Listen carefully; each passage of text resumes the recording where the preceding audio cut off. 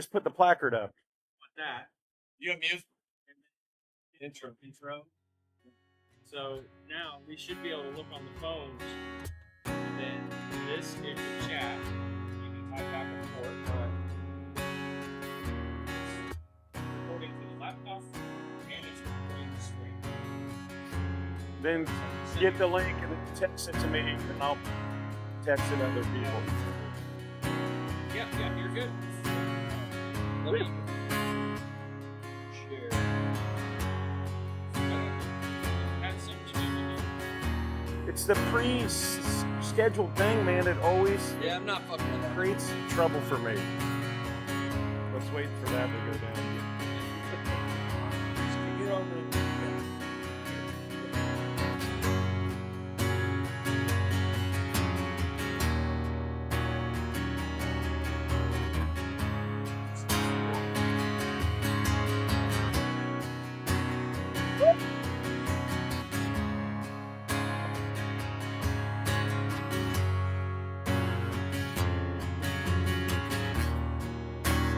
Yeah!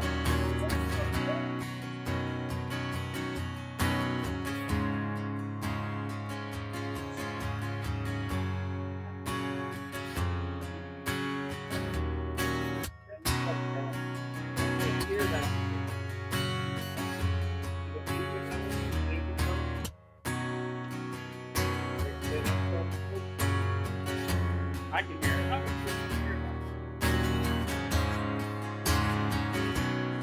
I can hear it in my head. What? Yeah, not nailed. Yeah, it's filtered through here, so the output you can. Got a filter on it, because He can't hear us. I didn't put the headphones on to hear you, yeah. Good for that? Well, that's where the in-ears wireless transmitting would be awesome. Yeah. We have all of it. I know, but it's another element of setup. We can do that next time. What's happening? I can do in-ears. Just doing, yeah. I gotcha. Yeah.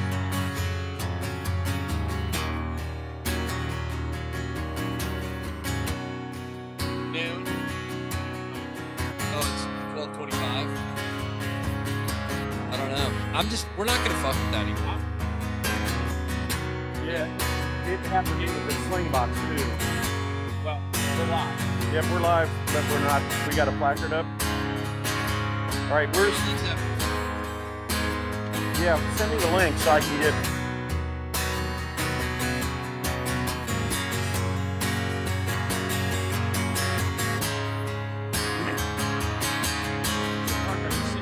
Yeah, I'll sit in for a bit. Let you guys get going, and then I'll come in. Kind of give them the idea that, oh, this is the guest seat.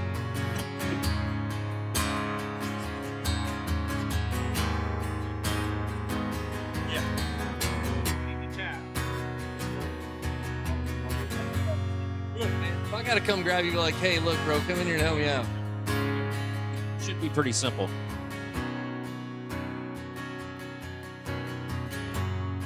Oh, we can hear your voice.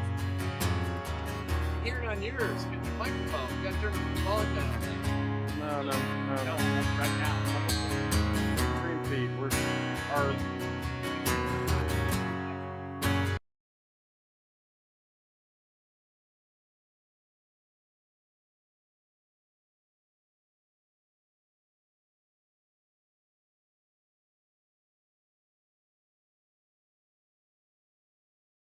be cognitive that when we pre-do this, don't say bad words.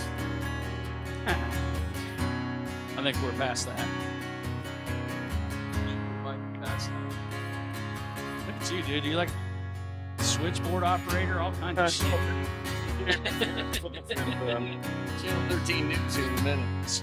Clark, you can be the street reporter. That's what I want to be. Go out there and interview people. Well, I can pick that one up and go around and. We are live, buddy. Here we go. Sweet. All right. We got there. We got Clark's there. probably going to have to do a little testing for us here just to make sure. You look really far over in the corner. Don't scoot that way. As we got you in frame. My beard's fitting in the scene. Your beard takes up a lot of space. Yeah, your beard. What is, hey, Mikey, what's going on, buddy? How are you doing? Huh? Wonderful. Mike was diligently working. Because I can on just our take this thing technical and issues. just talk to it like this. You So can if you do want to that. do that, you can do that too, Eric. That sounds Well, wow. When I break Yeah, into my Right? We're rocking. This is good break stuff. into my tunes, I'll do that. Start singing. Yeah. We're rolling, dude. We're live. We're on it. Shit, are you seeing it on your phone? I want to hope we already. If anybody's on chat, just let us know that you can see and hear us. That's right, Mikey. Mikey, hey, Mikey, and Mike over here to my right. Coming That's from right. Harley, Yeah, this right. Indianapolis. We're gonna get this shit going here in a minute. Welcome everybody. I don't even know if we have anybody on. See, that was the good part when I was on the podcast on YouTube, is we could see how many people we were on live. Mike's doing that. See, you're my production guy, buddy. Don't even worry about that. Just give me back what we had before. Huh? We got Rick Purcell over here manning the Yeah, table. he's- It's pretty he's- awesome, right? He's a lifer. Yeah, he's a lifer. He's been here since the beginning. So He's a we lifer, go. so that's a good thing. Yeah, so that's good. Yeah, just leave it right there. I mean, I think that's probably the best thing to do. I'm going to turn this up a little bit. How's your headphones, Eric? it's I'm good. Yeah? I'm good. So Thank Brandon, have you told the audience where we're at? Not yet. Sweet. We're working through some technical stuff here right now to make sure that we're live. Is Clark got us live on? You got us on there? All right, hold on. Clark is behind the camera today. I like that. He's our street reporter. All right, we're rocking and rolling. Thank you. Hey, Thanks, Mike. we can go. We're Technology's just fun. gonna. You know what's pretty cool is we got all kinds of fun stuff here. We can pop cameras. Yeah. We can pop Clark's cam, which look at that camera. That's the. Dude, we are graduating into some serious stuff right now. This is Right. awesome. We're hanging out today. If you all don't know, we do monthly meetings at Harley Davidson of Indianapolis in Fishers, Indiana, located right off Highway 37. So just for our viewers, which I think now we are up to, let me scroll over here. We're up to one. We got one viewer. So Hello, one I viewer. feel like it's probably Clark right now. Clark, blow us up, buddy. Get us out there on the live pod. Look at these guys coming in here today, huh?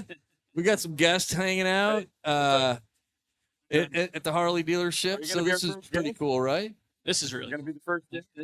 I'm not a technical person, so like watching you guys do your thing is Yeah. pretty sweet. So we can pop to a main Yeah, camera, pop it in there. pop to the main camera. You know what I mean? The other thing that we can do is we'll do this. Look at this. If I say, "Hey, folks, we're putting on a show on May 18th, Rock and Ride for Hope," that I blows love you away, I doesn't love it? I love it. Yeah, that blows you away. So Harley we're- is starting to bring the Look at people. that. We got We're- lots of people in here. Right now. yeah, We're leveling up. we are leveling. Every time I look at you and I hear you, like you're standing so far away that I wish. So we need I should have had a camera I could have scrolled over on you. Clark, get in here and get on the horn here. He walked in front of the camera. Yeah, come on, Clark. Clark, What's up, hey, fellas? there he is. It's the gang, buddy. Look This at us is- hanging out this is here. LDR Clark.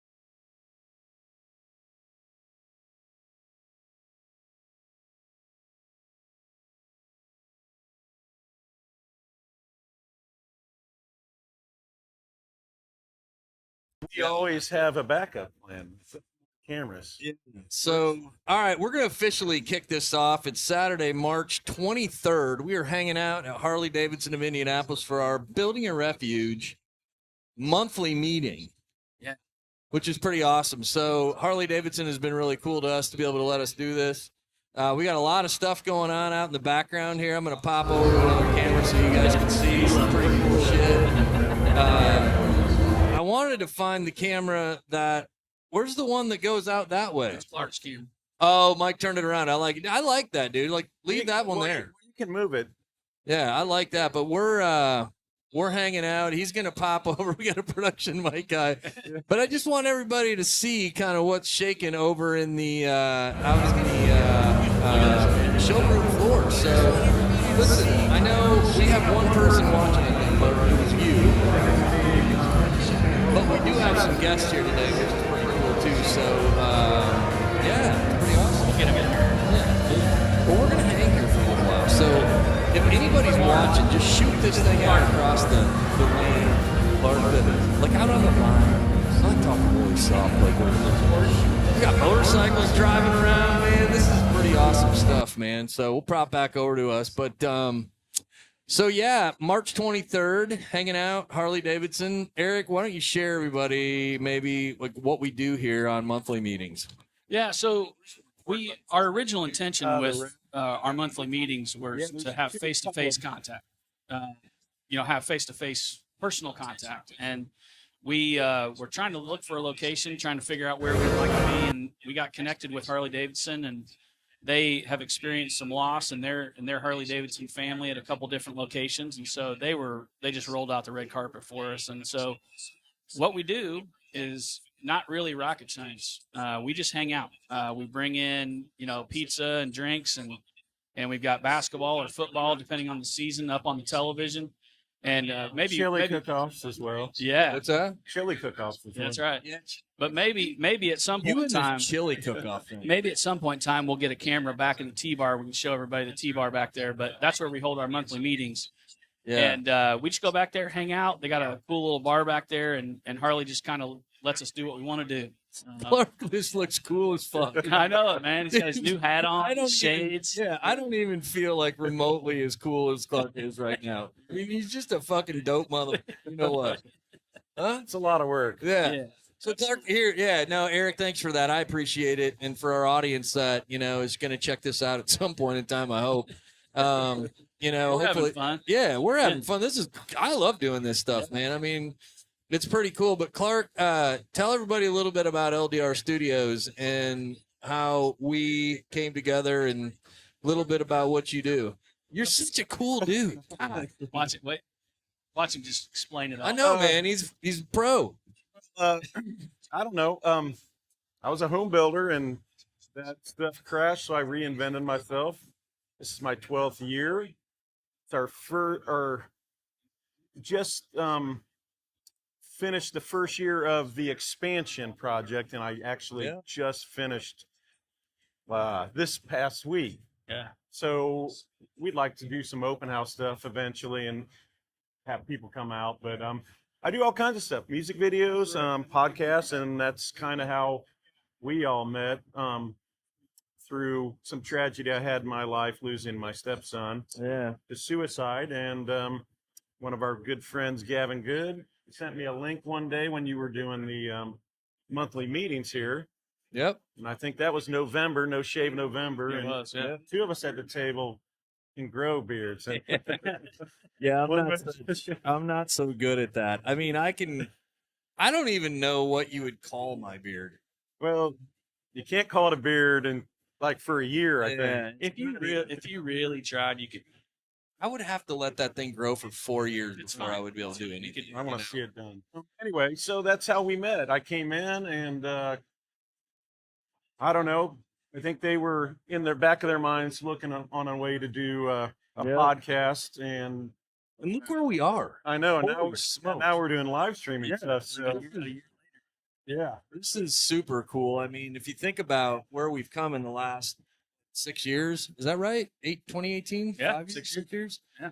It was interesting. We were going back and looking at that. We say 2018 is when we kicked this thing off, and we did. I mean, we legitimately did, but then we had kind of a bump in the road with COVID like everybody else, so that kind of sucked. But we were talking about it for 3 years prior to that. Yeah. But, I mean, in the big picture of things, I think it's, I was just telling a guy, like, when we walked in today, Lauren, one of the guys that rides in our Harley chapter group, he was telling me that he goes, I wouldn't be doing this today if it wasn't for you guys. And I was like, what do you mean by that? He's like, well, I came to one of the Refuge events, which I was like, okay, yeah, Refuge is cool. I'm down with that. Yeah.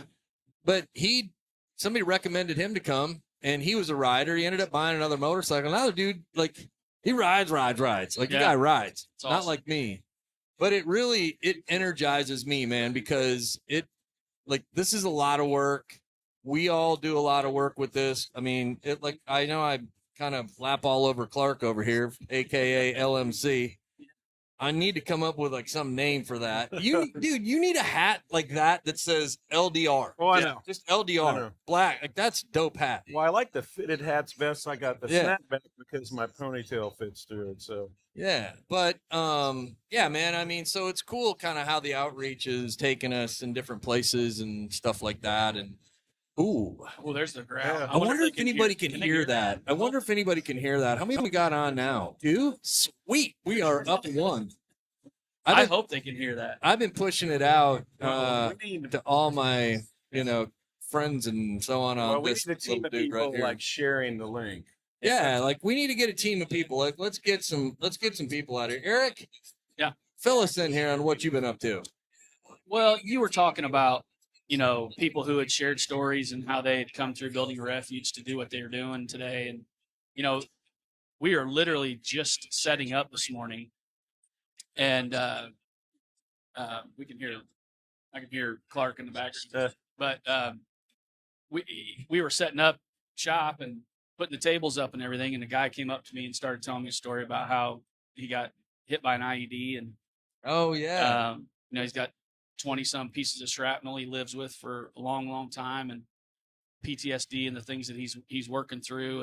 And just said he had found out about our website, and Adam, the GM here, brought him over to introduce him to Yeah. me. And we just had a long conversation, and he loves what we're doing. It's necessary. He feels it's necessary, not only for veterans, but for guys who Yep.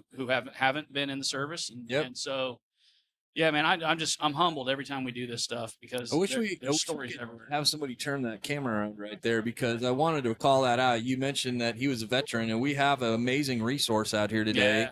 Yeah. From the VA that is helping out our veterans. And so if you are a veteran and you hear this, thank you very much for what you've done for us. right. We wouldn't be able to do things like this without you. And we're just very grateful for you. But it's a great opportunity to mention a little bit about what we do for our vets. And and we have somebody on site today, a resource from the VA benefit team on site today that's helping out. So Shout out to the Carmel. is that camera? Is your camera still alive, Clark? Let me find out here. I don't think it is it? No, we're live on. That one's the Clark cam right there. Okay. But anyhow, Mike's camera's got the is Mike got it? Oh yeah, Mike's camera's over there too. spring flames. This is actually called the National Harley Davidson Grand Opening. It's their spring opener national. And so they do a lot across the United States. Every Harley Davidson dealership across the United States today is doing the same thing, although they don't have us here. That's right. Or Clark Crosser.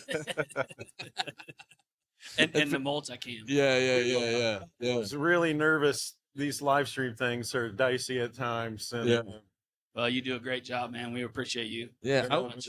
let's see what we got Makes it going fun. I on. like the challenge. We got 2, 3 views. We got up to 3, so that's pretty cool. We're growing. So, Brandon, you started talking about our VA connections and all that stuff, Yep. and the resources and stuff. And Clark started to Yeah, thank just wanted to shout them out because they do a lot. Darren Bebo, especially with Everyday GSD podcast. Yep. That's absolutely right. There's a big Darren, supporter of ours. Darren is a dope mofo, Yeah. right? He's an awesome dude. But it's a good opportunity to talk a little bit about our sponsorship too, probably. Yeah. So Fire away.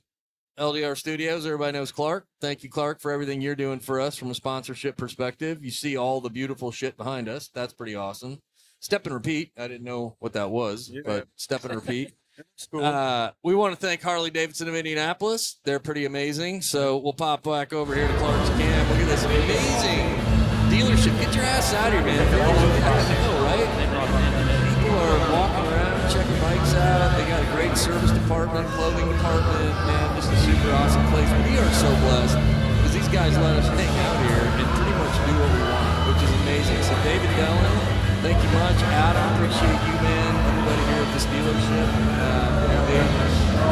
Pretty amazing. amazing to have this kind of setup. So Look at you switching the cameras. yeah, man, I'm getting used to this. As Clark mentioned, Everyday GSD, Darren Babeau, he does a podcast with some really cool people that he has on. Everything from chefs to veterans to all kinds of different people that he has on to interview, and some great people. So we're really grateful for him. They are actually, Everyday GSD has come on as a title sponsor for the 2024 Rock and Ride for Hope. So Really excited about that. yeah. So we came up, I think, with some pretty cool stuff relative to the sponsorship level. So Darren came on as what's called our Refuge sponsor, and that's a $5,000 donation to building a refuge that helps us out not only with the 2024 Rock and Ride for Hope, but it also helps us out with all kinds of different all kinds of other different things that take place throughout the year. So yesterday we had a really gracious donation from a group called the Tony Bennett Memorial Foundation, and they came on as a Hope sponsor. So they're also helping us out. They're a great organization based out of Southern Indiana that provides support for those that have lost people and don't have the funds to, do funerals, do memorial services, things like that. Not only by suicide, but by overdose and so on and so forth. And that's pretty big impact. But Yeah. EPS Security, Donnie Lawrence, where you at, boy? Hopefully Donnie might come out today. We appreciate Donnie and what he's done for us. Showed up. Yeah, Semperfi Studios hanging out in the house. He's the whole reason we Right. My man.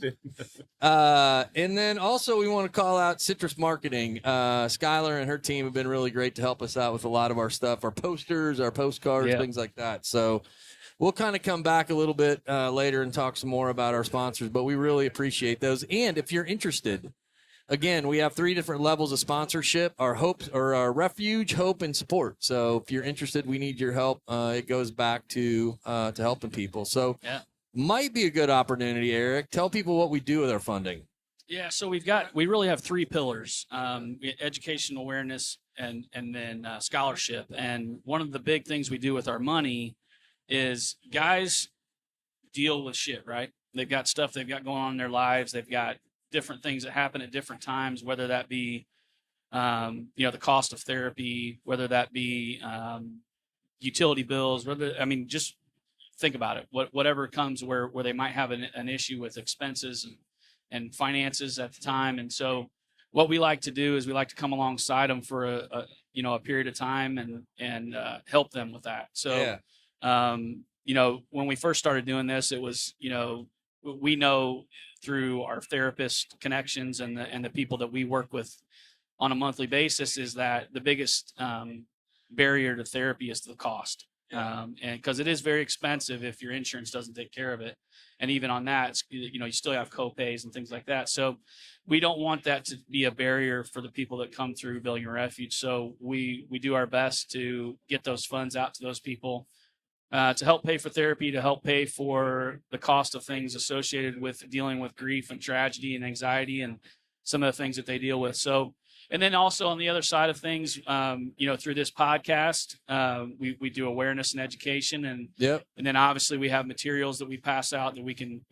I don't know if we have a camera shot of that or not, but we can do that right there. We have lots of materials that we get out. Posters. Lots of stuff from the AFSP that help us out. The American Foundation for Suicide Prevention. They are awesome for us. So. We just have a lot of different expenses that come with this, and you and I, we have our full-time jobs that we do daily, and 100% of the funds that we receive go back out in those 3 different areas. That's right. Yeah, and that's really important. It is to us because we know that there's a huge need, we have a goal in mind of what we want to raise, but it's always better to raise $1,000 more every time we reach that goal. So we are looking forward to this year and what we can raise and who we can help and who comes in our path. Yeah, no doubt. Yeah, no, thanks for doing that. And I appreciate you kind of going through that because it's important for our audience to understand a little bit of where the money goes and relative to how we can help out people. So, man. So Clark. Yes. What's been going on, bro? What are you doing over there? Well, we were trying to figure out all this live stream, this OBS system. Nobody's chatted me yet. I was I know. hoping for a little chat action. We need some shills that just, send in chat stuff. Yeah, I'm gonna say what's up. Like- oh, there we go. We got a hi?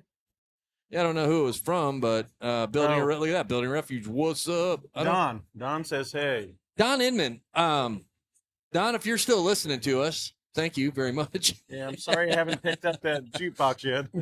Is that a jukebox guy? Yeah, that's Victrola. Oh, nice. Well, thanks, Don, dude. I have one of the record players, and they're fucking badass, man. I love the thing. So I really appreciate that. See, you know what's great is Pat McAfee can cuss on his show, so we can cuss on ours too. Well, we try to limit it, but sometimes it happens. Does it make you feel weird to say like shit, damn, all those things on live? No, Okay, I just want to make sure. no, we're good. They don't feel weird about it. Yeah. They just get in trouble when they kick ESPN in the ass because ESPN pays them. Well, I will tell you this: like prior to doing our live streams, when we were in Clark's studio, and we had guys on, and we were taping it and able to edit it and do all the fun stuff that Clark loves to do. Yeah. And does awesome at. We had some stories and some things that were pretty emotional. Can't. And sometimes when you get emotional, things come out, and that's okay. And So we had a question from the audience, Uh-oh. which I think this is a great question. Rick Purcell out in our audience today. Rick, thank you so much for everything you do for us, buddy. We're going to get him on here in a little bit. Yeah. But Rick said, hey, do we have a Q code for our donations? Oh yeah, And we kind of do, Rick. yeah, we did. So on the Rock and Ride for Hope poster, yeah, well, it's okay. On the Rock and Ride for Hope poster, there's a Q code there for not only tickets, which is a $20 donation. We also have our Venmo Q code. Yeah, it's right there, Which- right next to Rock. That's right. Right next to Rock. Rock and Ride for Hope. Yeah. So right there, if Hey, folks you're want to right. donate, that's where it's at. So check out the poster, Rick, over there on the right-hand side of the table. Far side of the table. There you go. Yep. Yeah. Poster. Other side. There's a Q code there. I don't know what he's doing. It's all good. I'll figure it out. Yeah, figure it You'll out. get it. Yeah. There's a- Yeah. All right. I think we have a special We got special a first guest. guest. Who we got here? Is Gavin ready?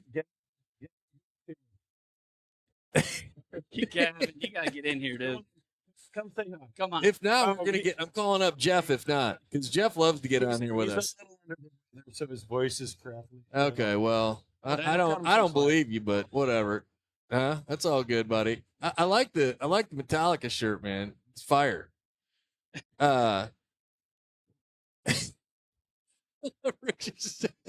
Rick is one of the best dudes around, man. Yeah, there we go. Did it work, Rick? Did it work? Yeah, that's all matters. Sure they can. Look here. Go on your live stream. We see it right up here, right now. You just go to the stream. I love Well, it. Man. we've Yeah. come a long way, though, guys, on your lack of technology knowledge. We have come a ton away. Let me see. I was trying to figure. The bar was kind of low with me. We have 6 views. I wonder what concurred view means. What the ask? Somebody concurring. That mean? Agreeing, liking. Yeah. Concurrent view. Concurrent view. Consistent, that would be me. since Likes. my phone I don't know how many. I wish I knew how many people were actually on. Unless there's 6 on right now. There might be. I don't know. Where did that come from? That was weird.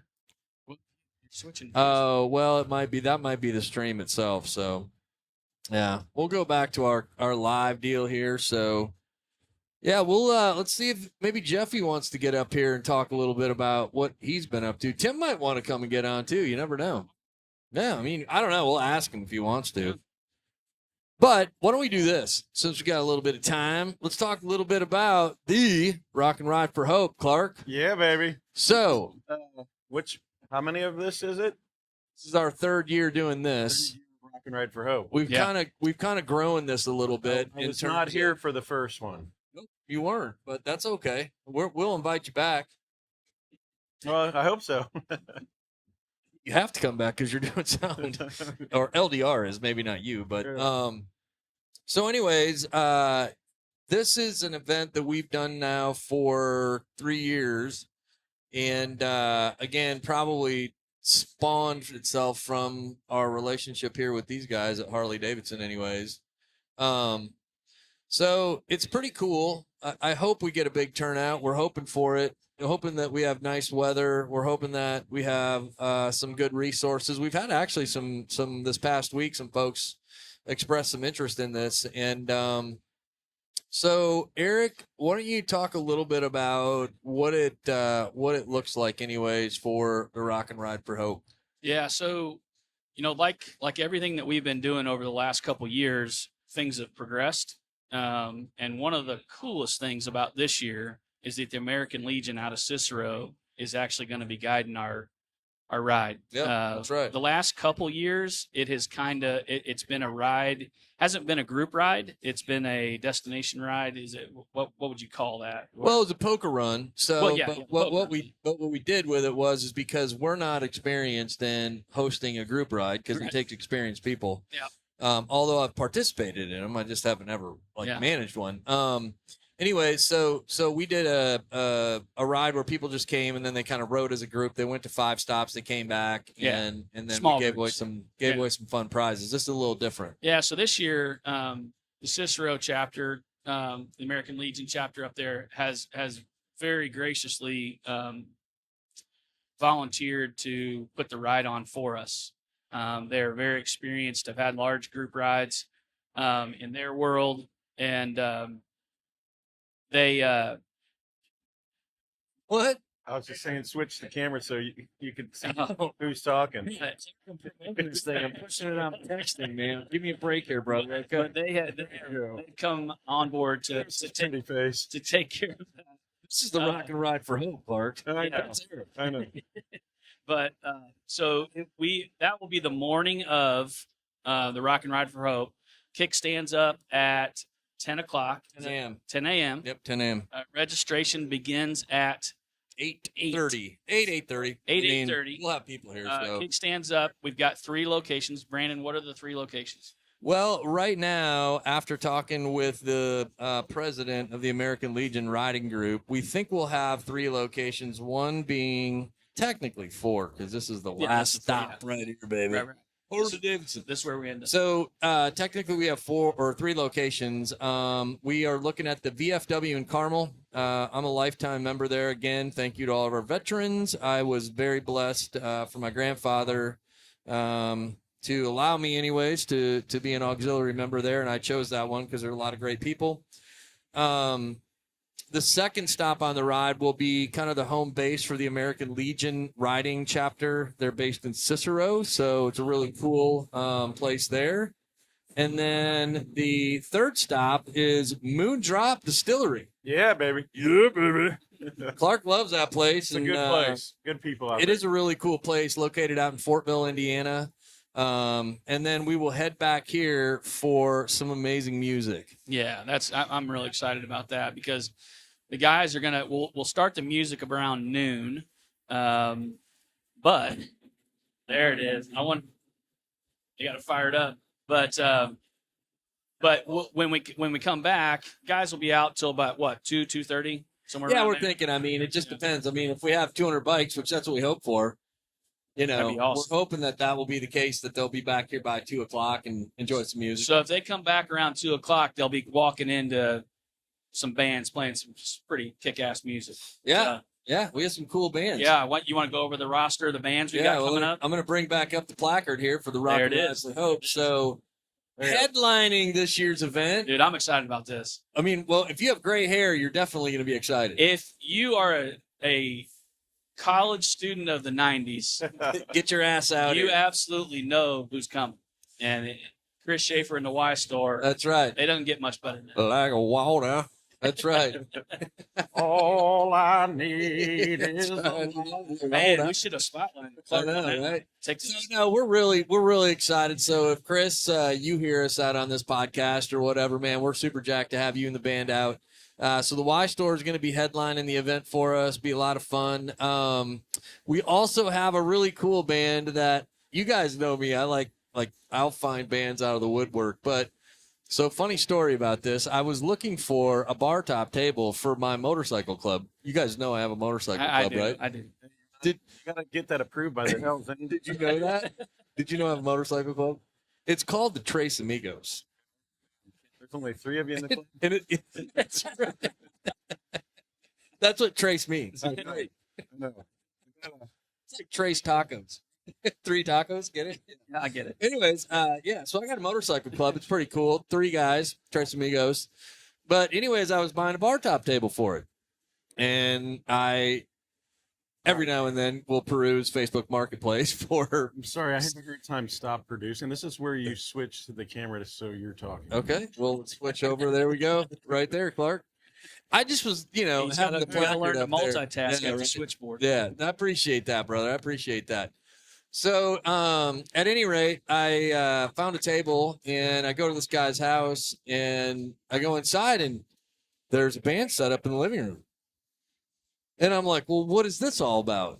You know what I mean? I'm like, what's going on over here in this room? And so, the wife says, yeah, this is my husband's band and so on and so forth, Spencer.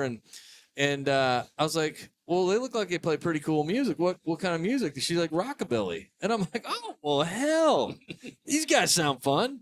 So long story short, anyways, the Naptown Hepcats will be kicking us off on Saturday, May 18th, which will be a lot of fun. They're a rockabilly. They're really, really great band, rockabilly band. So if you're a part of the rockabilly scene, which I have no idea what this is, but if you're a part of that scene, Clark is actually going to cut his hair, and he's going to look like Elvis. $50,000. Yeah. Apparently, Gavin Good is going to donate $50,000 for Clark to cut his hair. No, he's like, That's right. Maybe $10. I don't know.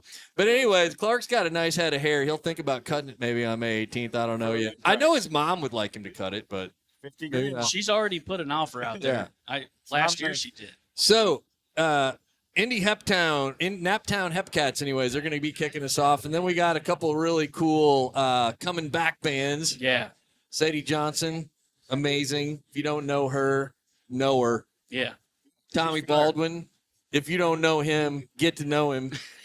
I mean, He's come a on, badass. dude. These are two of the most. I think to see they've him played today. every event we've. Yeah, I mean, literally, well, they should. I they've mean, given so much to us. We appreciate that. they're two of the most talented musicians in the Indianapolis area when it comes to just frickin' shredding a guitar. Yeah. Yeah, so just amazing. And then we have a really good friend of ours, Chris Catone, him and his band of misfits, big in Belgium. They're going to be ripping it up for us as well. So really cool lineup. $20. It's a $20 donation. It's like I was thinking. I told somebody the other day, man. It's like $20. I know is important to people, but like this is an important cause. It's like pretty sure we could probably find a couple thousand people to donate $20. It's not like we're asking for 2,000. Yeah. I mean, if you want to give us 2,000, we'll take 2,000. And I think it's important maybe for the people that just logged in. 100% of those funds goes back to helping people. 100% of those 100%. funds. 100% of those funds go back to helping the people. That's That's right. 100% right. That's right. Yeah. So I mean, and then we end the night with the Y store, which I'm really excited. I know, man. That's gonna It's be gonna be so great. killer. I do want to take a minute and talk about the food. Smash burgers? We might. One of these days, Clark's gonna get his damn smash burger. We might do a smash burger just for Clark. Yeah. But if anybody knows us, we have been helping out a cause in Hamilton County for a while, anyways, and I've been known to cook a few things. Yeah. You do well. You're good at it. Now, we're going to enhance that a little bit. So I guess this might be a first announcement for this, but we have a cooking crew. We have a cooking crew coming in from La Crosse, Wisconsin. You guys might know I'm from there. Yeah. You're already here, though. You're actually. I know. I'm from here. You're from Coon Palace. Yeah. However, we have 2 volunteers that are driving 7.5 hours to cook some of the most amazing Wisconsin chicken that you ever are going to lay your lips on. It's gonna be sweet. Okay? Yeah. So in Wisconsin, Clark, Yes. we do these things called chicken cues. Yeah, I know. All right? I was a part of one last year. Oh, yeah. You were a part of that last year. That's right. Where were we at when we had that? The VFW. Oh, yeah, we were at the VFW. And how many chicken legs we go through? We went through some, shit. and then we went back for more. Yeah, Like it was very good. So my cousin Heath and Love Big Heath. Ed love Heath. and Big Ed Yeah. are driving their asses down here to put on a good old Wisconsin chicken queue for our folks. And you got to tell who the third person is. My son Austin, Yeah. You might want to include Austin because that kid's a wily veteran. man, he is a chef. The kid should be a chef. The kid can Yeah. cook like he ain't ever seen before. And that's a great call out. Yes, my amazing son, first child, Austin Gene Liam, because we run in the family. He will be there. Austin Gene, that's a great shirt, by the way. That's awesome. Wounded Warriors Project. I got one like that. That's cool. That's my. Is that ADD or what is that called when I see a squirrel? Is that ADD? ADHD. Definitely ADHD. Yeah, there you go. I got that. That's definitely I got that. Yeah. But anyways, yeah, Austin is going to be out helping us out. Heath, Big Ed, we're going to be ripping some chicken at the event. The cool thing is this: the food. All we ask for is an in-kind donation. That's right. So if you want to come out and have a plate of food and you don't have the funds to pay for it, come out and enjoy Come some out. music, Yep. have some food, get to know us. We try to do things a little bit differently around a cause that we think is pretty important. Yep. So Yeah, we are excited about that. we are pretty excited about some food. All right. Yeah, now, you're making me hungry. what now. else do we got on here at the Rock and Ride for Hope? Oh, Clark, I am working on a shakedown street. Oh yeah, baby. So I just had a call with somebody. We're going to try to get some vendors out here as well. Yeah, any of you out there interested in setting up a little tent? You know, listen, look at here. Look at outside, you guys. I wish our viewers could see what's going on out here, but these amazing people at Harley Davidson of Indianapolis, this guy just came in. He just bought himself a new windshield for his road glide. Badass road glide, by the way. And this guy's going to put it on for him right out in the parking lot. Like, where can you get that kind of hospitality? Huh? That's just, This place has really picked up in the last Yeah, and if you haven't been out to this store, it's an amazing. go to it and see it. Look at that. Let's see the store. Just a lot of people mingling around out here today. Harley Davidson dealership. How many people we got right now? Ooh, we got 10 people on. Woo. Getting our first guest. Yeah, let's do it. Let's get a guest on over here. Mike, you want to be a guest? You want to? Let's get Tim. Let's get Tim up here. Let's get Tim up here, man. Let's go, Tim. You're gonna swap. Let's go. Let's get Tim up here in a second, man. What's up, Dad? What's up, buddy? Huh? Some headphones on. What's up, bud? Huh? Yeah, you gotta get up. You gotta get up on the mic a little bit. You can grab it. It's like, you're a rock star, dude. So you know how to do this. Yeah, look at it. Hey, everybody, I'm gonna pop over here. Look, there he is. Look at you. Huh? Look at it. Looks good you're looking, buddy. We'll pop over to the main cam here. Yeah. NBA game going Right. on? NCAA? That's right. My Badgers did not do so good, Tim. Huh? Felt bad. Who are you rooting for? Yeah, we might have some bad blood after this. Okay, man. JMU. I had JMU. Yeah, it's fine. I mean, they're a good team. People have picked that game. Yeah. I've been doing pretty good in my my bracket. I think I went like 29 and 3. Yeah, That's pretty good for In all the round upsets, one? in fact. yeah. And a lot of upsets. That's a lot better, by the way. Oh, Mike just quieted Clark's microphone down because it was a little loud in the background. We're trying to get through this stuff. Like, I like Tim because he's all suited up, buddy. It's So why badass. don't you tell the audience who Tim is? Tim is my daughter's. Can I say this? Yeah, My absolutely. fiance. Yeah. So I want to hug you right now, man. Like, You can hug I me. might tear wanna up. hug you. on it. Worldwide. I might tear I wanna up. hug on you. it. Tim, here's the deal. Look at this, man. We have 11 viewers now, so we're growing. Look at this. That's good. The stats are going up, so that's a good thing. It's Well, that's probably because awesome. came on here and you got that dope ass suit on, dude. Oh, appreciate No, we're grateful, man. My family and all of us, Shliam and the gang, we love you, buddy. We're blessed to have you part of the family, and I love that you do this. Like, we've had a lot of talks just around what we do at building a refuge and mental health, and it's fun to be able to get it expanded out into the population, I guess. Absolutely, man. I appreciate what you do, and I know we've talked a lot about this, and this is my first time here, first time kind of seeing the production. Yeah. So Yeah. I'm super excited to be a part of this, and it's super important in my world Yeah. as much as it should be, raised awareness. So Yeah. I appreciate it. I love you too. So Tim, just tell everybody where you're from and how you got out here to Indy. Absolutely. So I'm originally from New Jersey. Yep. Right. And I got out here to Indiana because I was a part of the motorsport world. Yep. At a certain point in my life back home in New Jersey, I just, I basically said, I want to shoot for my goal and become a race car driver. And I moved out here and just kind of learned through relationships. I met a lot of people that were racing when I was out here, and they kind of just taught me how to get myself in the seat. Yeah. And I just kept on pushing through and found a way to make it happen. And we got into the Road to Indy, which is the ladder series to IndyCar. And talk about a high pressure like environment to be in, right? I mean, you've now, I know this, our audience doesn't, but I know because you've shared it with me. But maybe you can share a little bit. Like, I mean, that's a high pressure, like, kind of vertical to be in. It is. It is. It's kind of what I always used to describe it as. It's the unimplied contract that you think that it's very pressure, right? When you get into something like that. Yeah. But you've made that decision subconsciously to say, this is what I love, which is great. But, the most important thing about that route is, your mental strength with your support system with, they don't want you to do that, and you got to battle that, right? Yeah. Like they're, your loved ones aren't going to say go for it and support you. They're going to say go for it, but Right. in the back of their head, you could see in their face, they're scared. Right. Yeah. Right. And that was hard because each step of and I didn't come from any background like that. That was just like one day I said that I'm going to shoot for this. I've realized that I want something out of my life. Yeah. And I want to push for, I'd rather say I've tried it, I failed, than later in life say I never. Oh, put my yeah. foot forward. Yeah.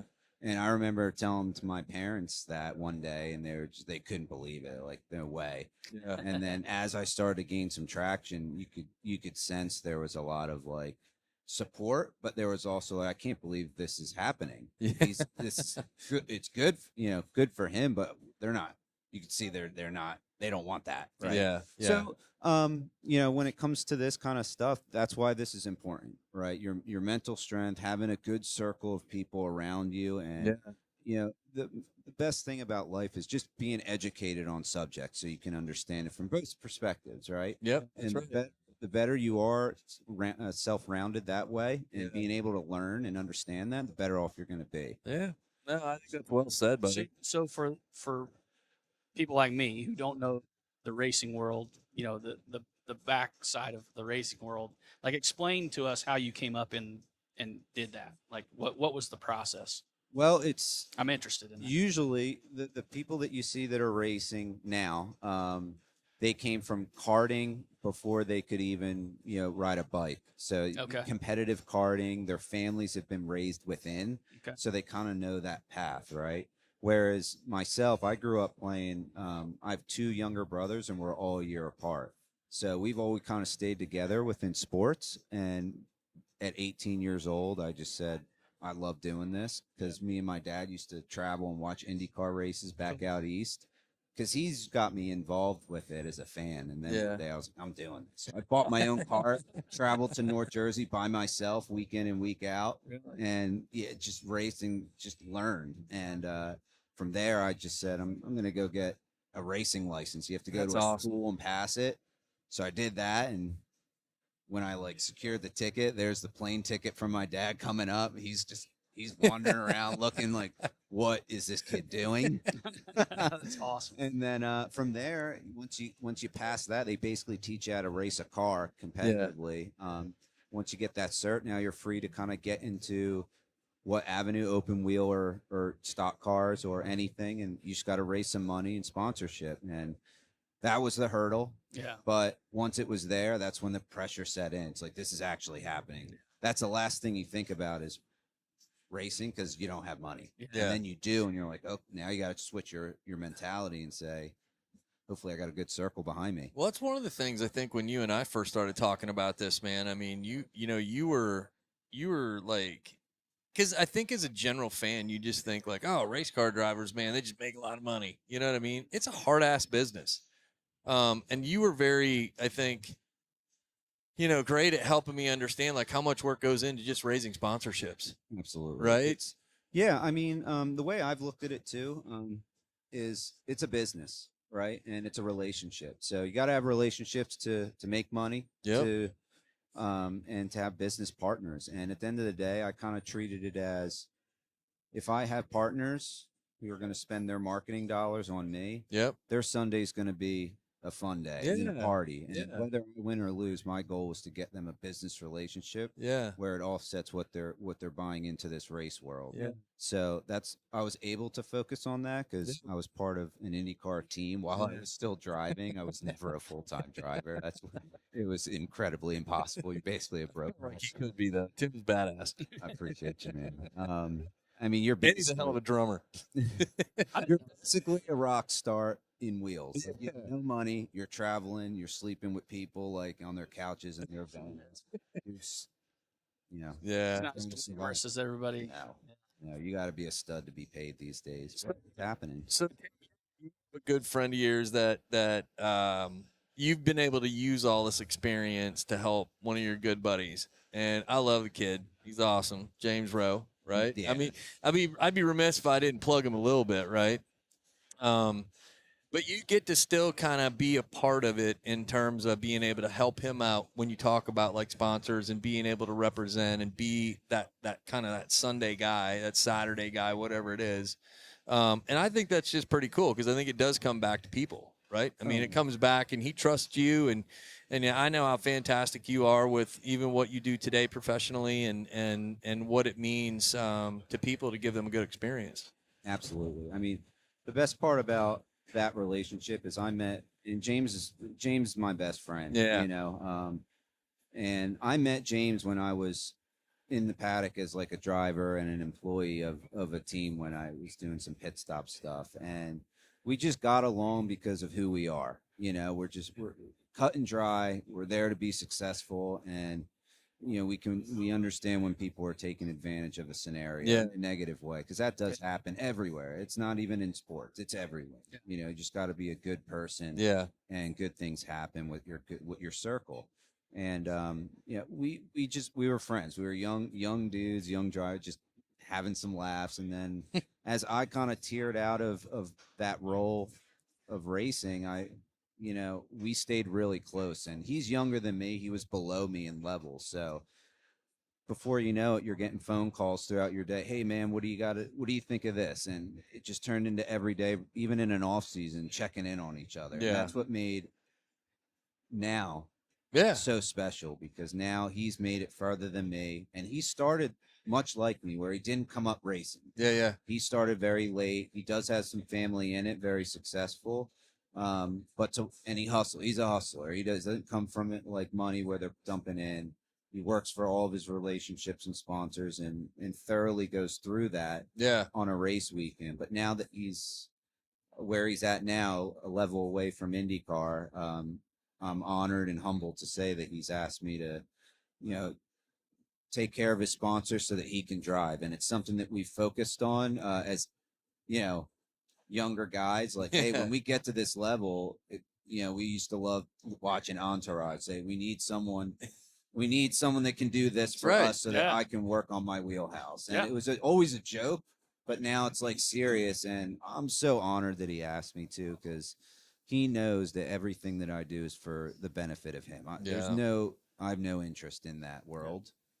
He's but just such a everything great that I young do man. is for him, and I love it, man. Yeah, he's definitely going places, and what's really cool to watch from an outsider's perspective looking in. I mean, you hear a lot of people, talking about James and just what a great ambassador he is for his, his sponsors and the sport and things like that. But what I would say as well, because again, I've spent some time around you guys. I remember a few of the stories that he had mentioned just about having to hustle and having to show up at a track, do all this work with sponsors, and then find out maybe your engineer's not there that day, or maybe he's made a choice of one or another, and he's got to figure out what he's going to do. And then 5 minutes later, you're in a car going 190 miles an hour. Oh, 100%. I mean, those days you're essentially you're set up to fail.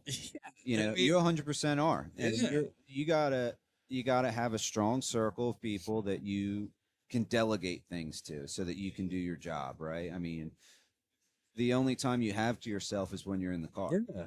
And that's literally going from doing all. And this is what's really cool because I mean I've obviously gotten to see you kind of kick this year off with him, and again he shared and you've shared, but I mean I don't know if anybody, because I mean I've never been in that kind of high pressure situation. I mean I work a different type of job, blah blah blah, but then I think when you go, man, these dudes are like they have to balance all this, and so we building a refuge, we talk about real shit, right? These are real life things.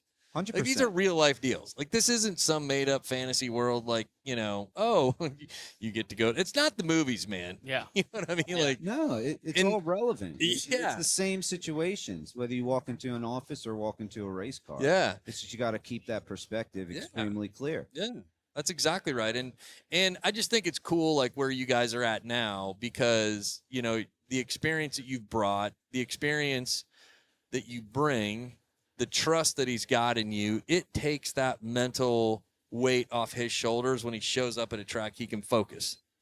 Do you know what I'm saying? Like he can 100%. focus. 100%. Yeah. So I just think that's like really cool, in the world of, that example of what he does and how mental health is a big part of it, man. I mean, yeah, go ahead. Sorry, yeah. I didn't interrupt. No, yeah, go. So Tim, I'm curious because we've had guys on the podcast who ex-football players, the typical sports, that everybody, the baseball, football, soccer, that that kind of stuff. We've never really had anybody on here from racing, and Yeah. I'm curious to hear about like what is the vibe as far as like discussing issues, discussing like amongst drivers, amongst your team, amongst all that stuff. Like what is it? Is it walls up all the time because you've got a persona to protect, or you've got sponsors to don't want to see any kind of weakness or perceived weakness, or what does that look like? Right. That's a from great question. So there's a fine line, right? I mean, Sure. yeah, you're working with a team, especially in the younger ladder series. Mhm. It's even finer. So you're within a team under this umbrella for this race team name, but you're also representing your own sponsors that are on your Right. sleeve. Yeah. And your competitor is essentially your teammate along with 19 other guys. Yeah. Right. So, if you're doing things that are stronger than your teammate, they're going to see all that data with an engineer in a room after a race session. Okay.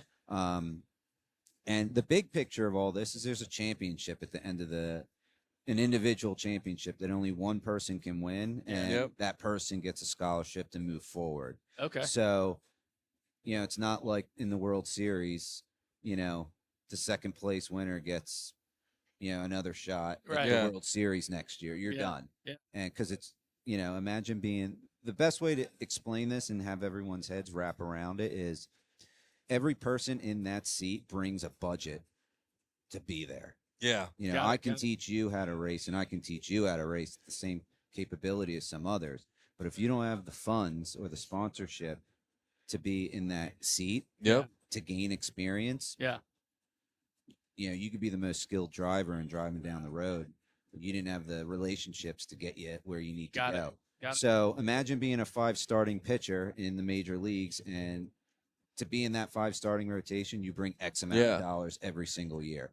That's what racing is. That's why it's so different, and that's why you're always looking at minuscule little details to win.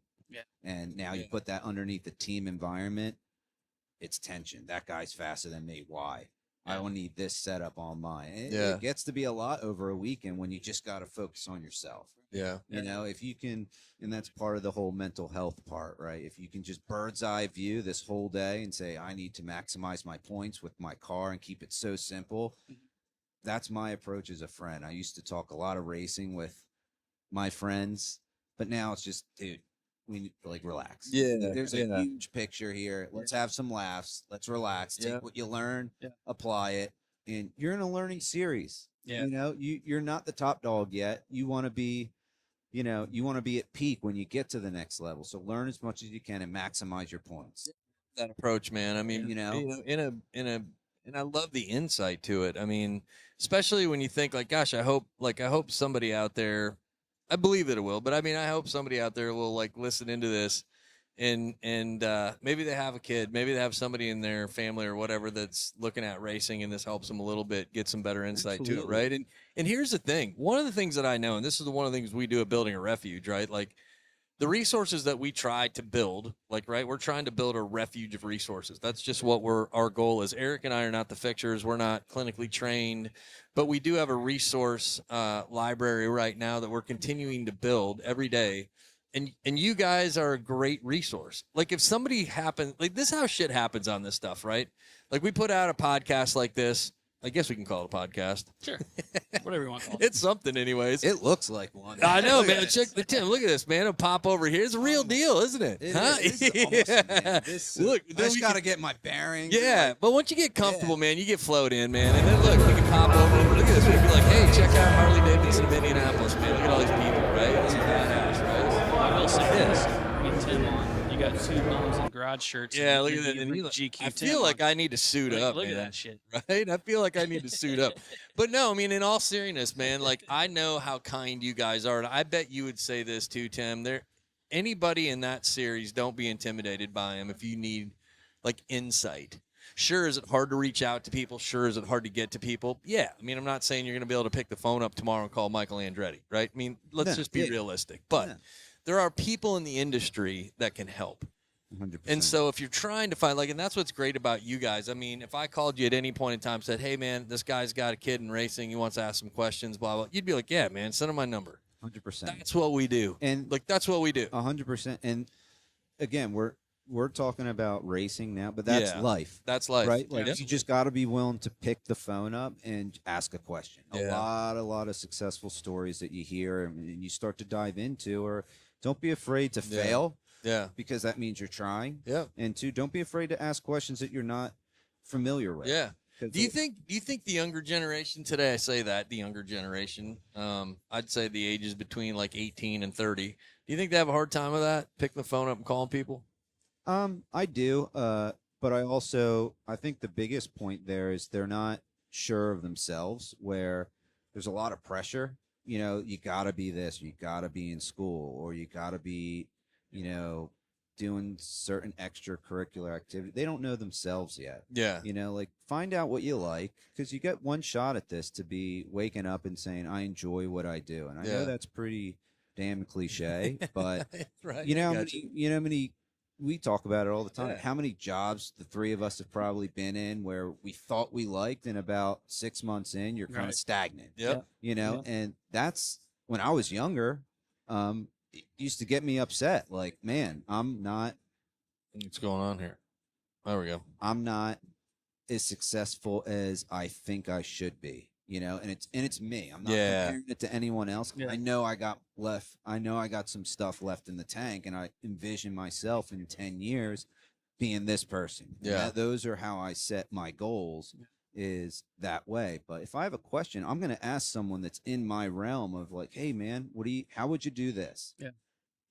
Well, I think, it's like you were kind of getting to, I think, Brandon, it's a great correlation with the things that he was just talking about to what Building a Refuge is. It's like you talk about it all the time. Like we have people that come in our path that are great resources, great references. Yep. And and maybe we can kind of dovetail into now what you're currently doing now, if you don't mind talking Yeah, about not that, at all. what you're doing, Yeah. because what you're doing now, it is hugely important. I mean, It it's is. game changer stuff, he's- and it's He's taught me so much in a short period of time. well, and there's a Yeah. season, there's a season, right? And Yeah. and Brandon's in that season, and his family's in that season, and so yeah. it's and I'm in that season, of what Yeah. you're doing now. So if you want to explain, if you're okay with it, what you're doing now, it's Absolutely. So it's a completely different perspective. Yeah, we're going to have a huge transition here.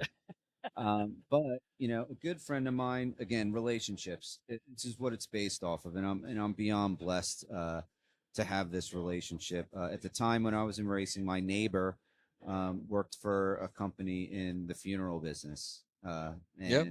I've known him for 2 years as a friend. Yeah. And he went through a difficult time in his life where he was going through a divorce. And again, it's relation. We used to porch drink and have some laughs. Realistically, for 2 years, my friend, we'll say my neighbor. Yeah. He recruited me to this industry for 2 years prior to me like going to a meet, and I kind of blew it off. I'm like, no way, no way. Like outside look, there's no shot. And then one off season, after he finally got to know me a little bit better, he pulled me aside after, a bro talk and was like, hey, I see what you're doing in racing and I see your demeanor. You love to help people. And from the things that you told me that you're frustrated with, I think you could really succeed in this position. I know you said this no before, but you promised me you take a meeting. So fast forward, I take a meeting and I met my boss, and it's in the funeral business. And I almost turned around in that interview. So you pull in, there's headstones everywhere. You're like, I can't do this. Yeah, I'm sure. Yeah. And I was like, you know what? That same feeling I got was when I landed here in Indy. I almost booked a flight and went back home. I can't do this. Yeah. But if you're not looking for opportunities, it's the red car theory. If I asked you, how many red cars did you see today? You're like, I don't know. But if I gave you an incentive to help someone, or if I gave you $100 for every red car you see, you'd be paying attention. Yeah. It's the thing with opportunities. Yeah. So that's kind of the way I'm wired. So I took it, and I've been in the funeral industry helping families on the worst day of their life lay their loved one to rest versus a budget and educating them on what they need to do. And, we can dive into the details of that, of how complicated that is. Yeah. When what we call at need versus a pre-arrangement. Yeah. Versus a budget versus a policy. It gets pretty deep, but at the end of the day, I practice that as just educating people. Yeah. I force them to ask questions. I force conversations that no one wants to have. And the way I look at it is, I'm not a salesman in any way. I'm an advisor to this family, and I have one shot to make sure that their worst day, I can make it their best day. Yeah. And if they leave with a contract, that's their degree. That's my every day. And Tim's he's really good at it. Well, he's great at it. As Brandon kind of walked through that, like my family went through what you do, and we've learned from people's horrific stories that pre-planning is so important. Yep. And I know I'm so glad you're here. And the reason being is that it is because I'm glad you're here too. Because we deal with some pretty difficult topics. And let's throw it out there. One of the topics that we deal with is suicide. That's right. And, Absolutely. And the loss and the grief and the things, the trickle down effect of that. And so like what you do is so important, like that like you said, that day is probably going to be one of their worst days ever. Yep. But if you can allow them the opportunity to actually grieve that day, as opposed to grieving, worrying about finances, worrying about burial, worrying about all these things that come with that trickle down effect. Yeah. If that can be pushed aside and taken care of, that's huge, man. It is huge. It is. So, and it takes a special person, I know, to do that, because you have to deal with that every day. Like your conversations are about death every day. 100%. Yeah. Yeah. So and I apologize, Tim, but it's about ready to get really loud, I think. No, we're good. The cool part is, did not think that was going to happen. Right? The cool part is, it's like the folks on the live stream can't hear that. It's filtered out. Oh man, I wish you could. But it's badass, isn't it, Tim? Oh, really? They're literally 10 feet away from us as Yeah. the bike gets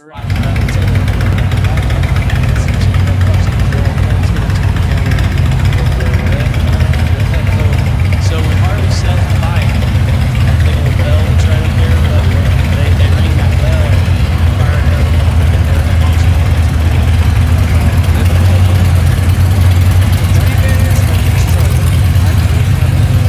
bell. Registered, just like, check it out. Yeah, you want your receipt? You're staple to your new jacket. Yeah, you need a bag with that? Yeah. I'm good. That's awesome. Yeah. I We're just parked up by the register. I'm like, there's no way there's a scanner about to come out here. That'd be so funny. That's classic, man. I love it. That's why we love hanging out here. But I want to go back because I mean, Yeah, it's important stuff. I mean, in all seriousness, man, like what you do, and I'll say this at your age because I think it is unique, and I think when somebody probably does come in, and you and I have talked about this again, you know, and they find you, like you're genuine, you're straight, you're honest, you're like, here's where you're at. Where do you need to be? Like, what do I need to do to help you? 100%. And that's fantastic. Like I think it's awesome. appreciate that. Yeah.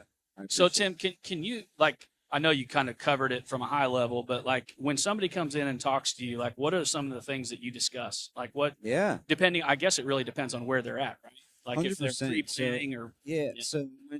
So I started in the we'll call it at-need world, right? Okay. So that's where a lot of young advisors start is you're going to be an at-need, and those are families that have something happen, unfortunately, whether it was a death, whatever it may be, Yeah. and nothing was prearranged, or maybe some things were prearranged. Like you have a family that maybe has some plots and they dropped the ball, or Yeah. someone in my position didn't follow through, right? okay. So during that time, every day I'd be coming in, and there'd be family members that just lost someone that they love, and we have to sit down in a room and say, you don't have everything, and there's essentially 7 items you need to be 100% protective, Yep. and you don't have a single one, and room full of tears, grieving, and now you have to make a decision on 7 line items that are very crucial. Yeah.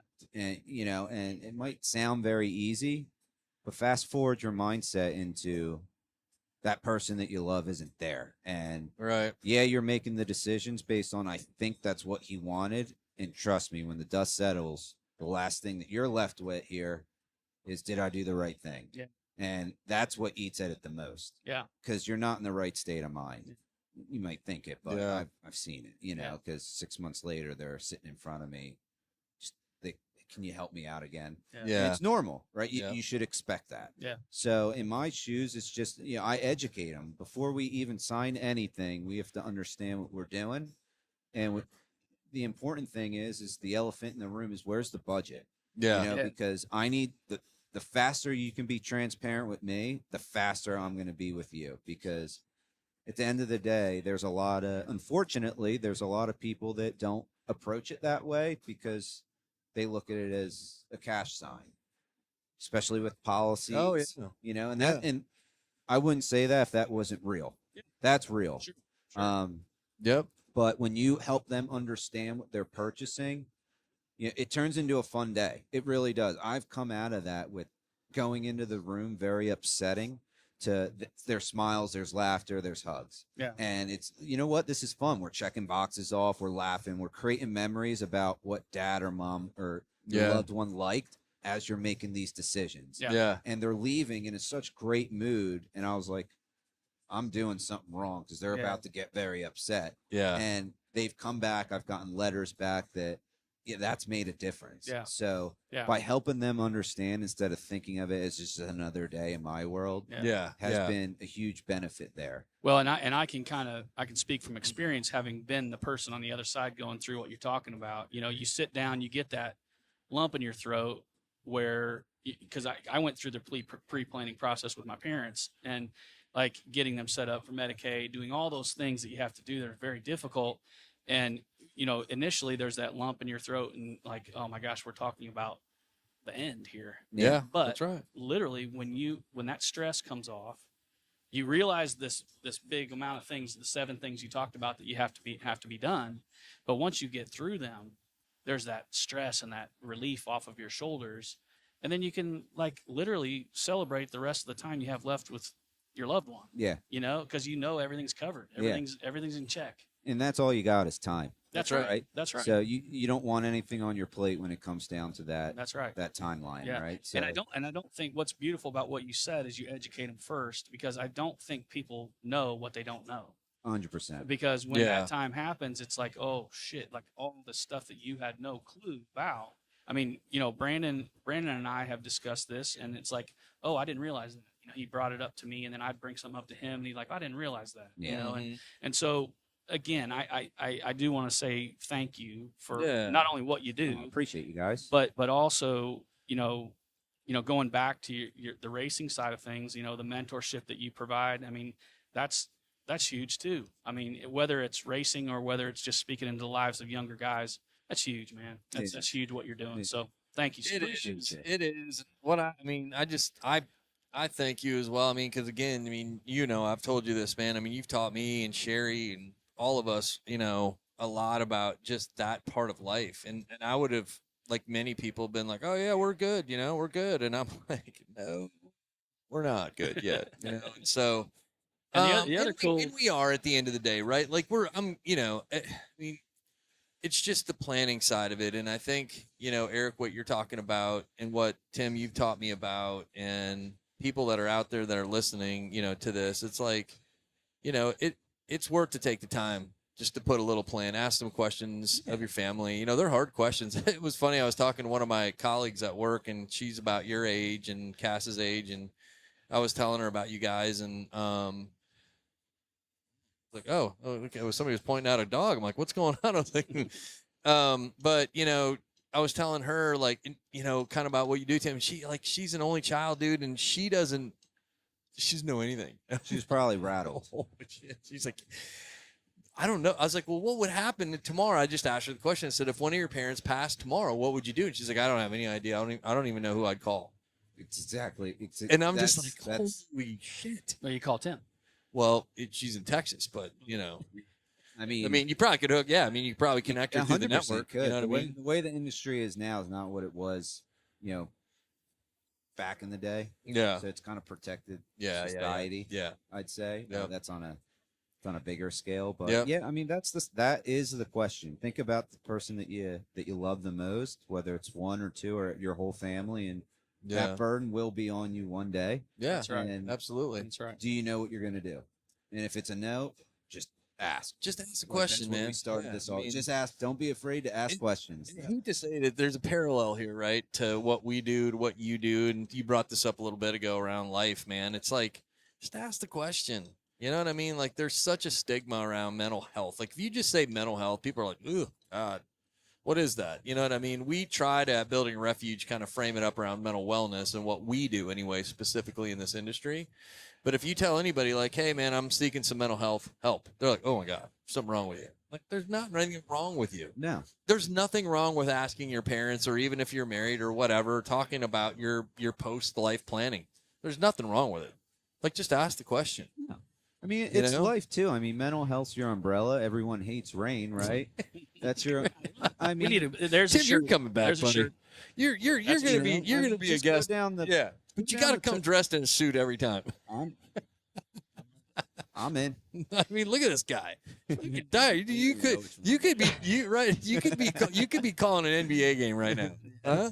So, Tim, would you be okay with us putting your contact information in the comments? Absolutely. Okay. Absolutely. Yeah, we'd love to do that. No problem. And then if anybody has any questions or anything want to move forward, if you're local here, then Absolutely. just give Tim a buzz. Yeah. Anytime. I don't know what this is all about. I'm gonna just. You have technical. I'm just gonna hit. I know how to run a computer. I'm just gonna hit remind me later on it, and then we're gonna. There we go. See, I know what's going on here.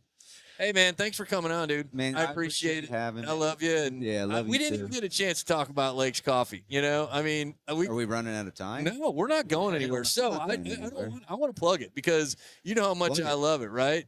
So tell Absolutely. everybody. You said you're from New Jersey, right?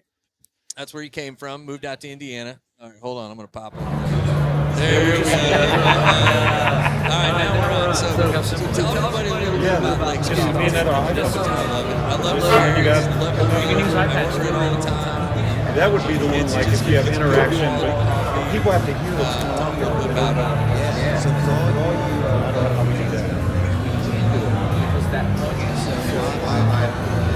No, I mean, like, if you're out here, you can't hear it. my baby brother, he opened up a coffee shop Yep. with my dad. That's what he wanted to do, and he worked when he was going to school for business.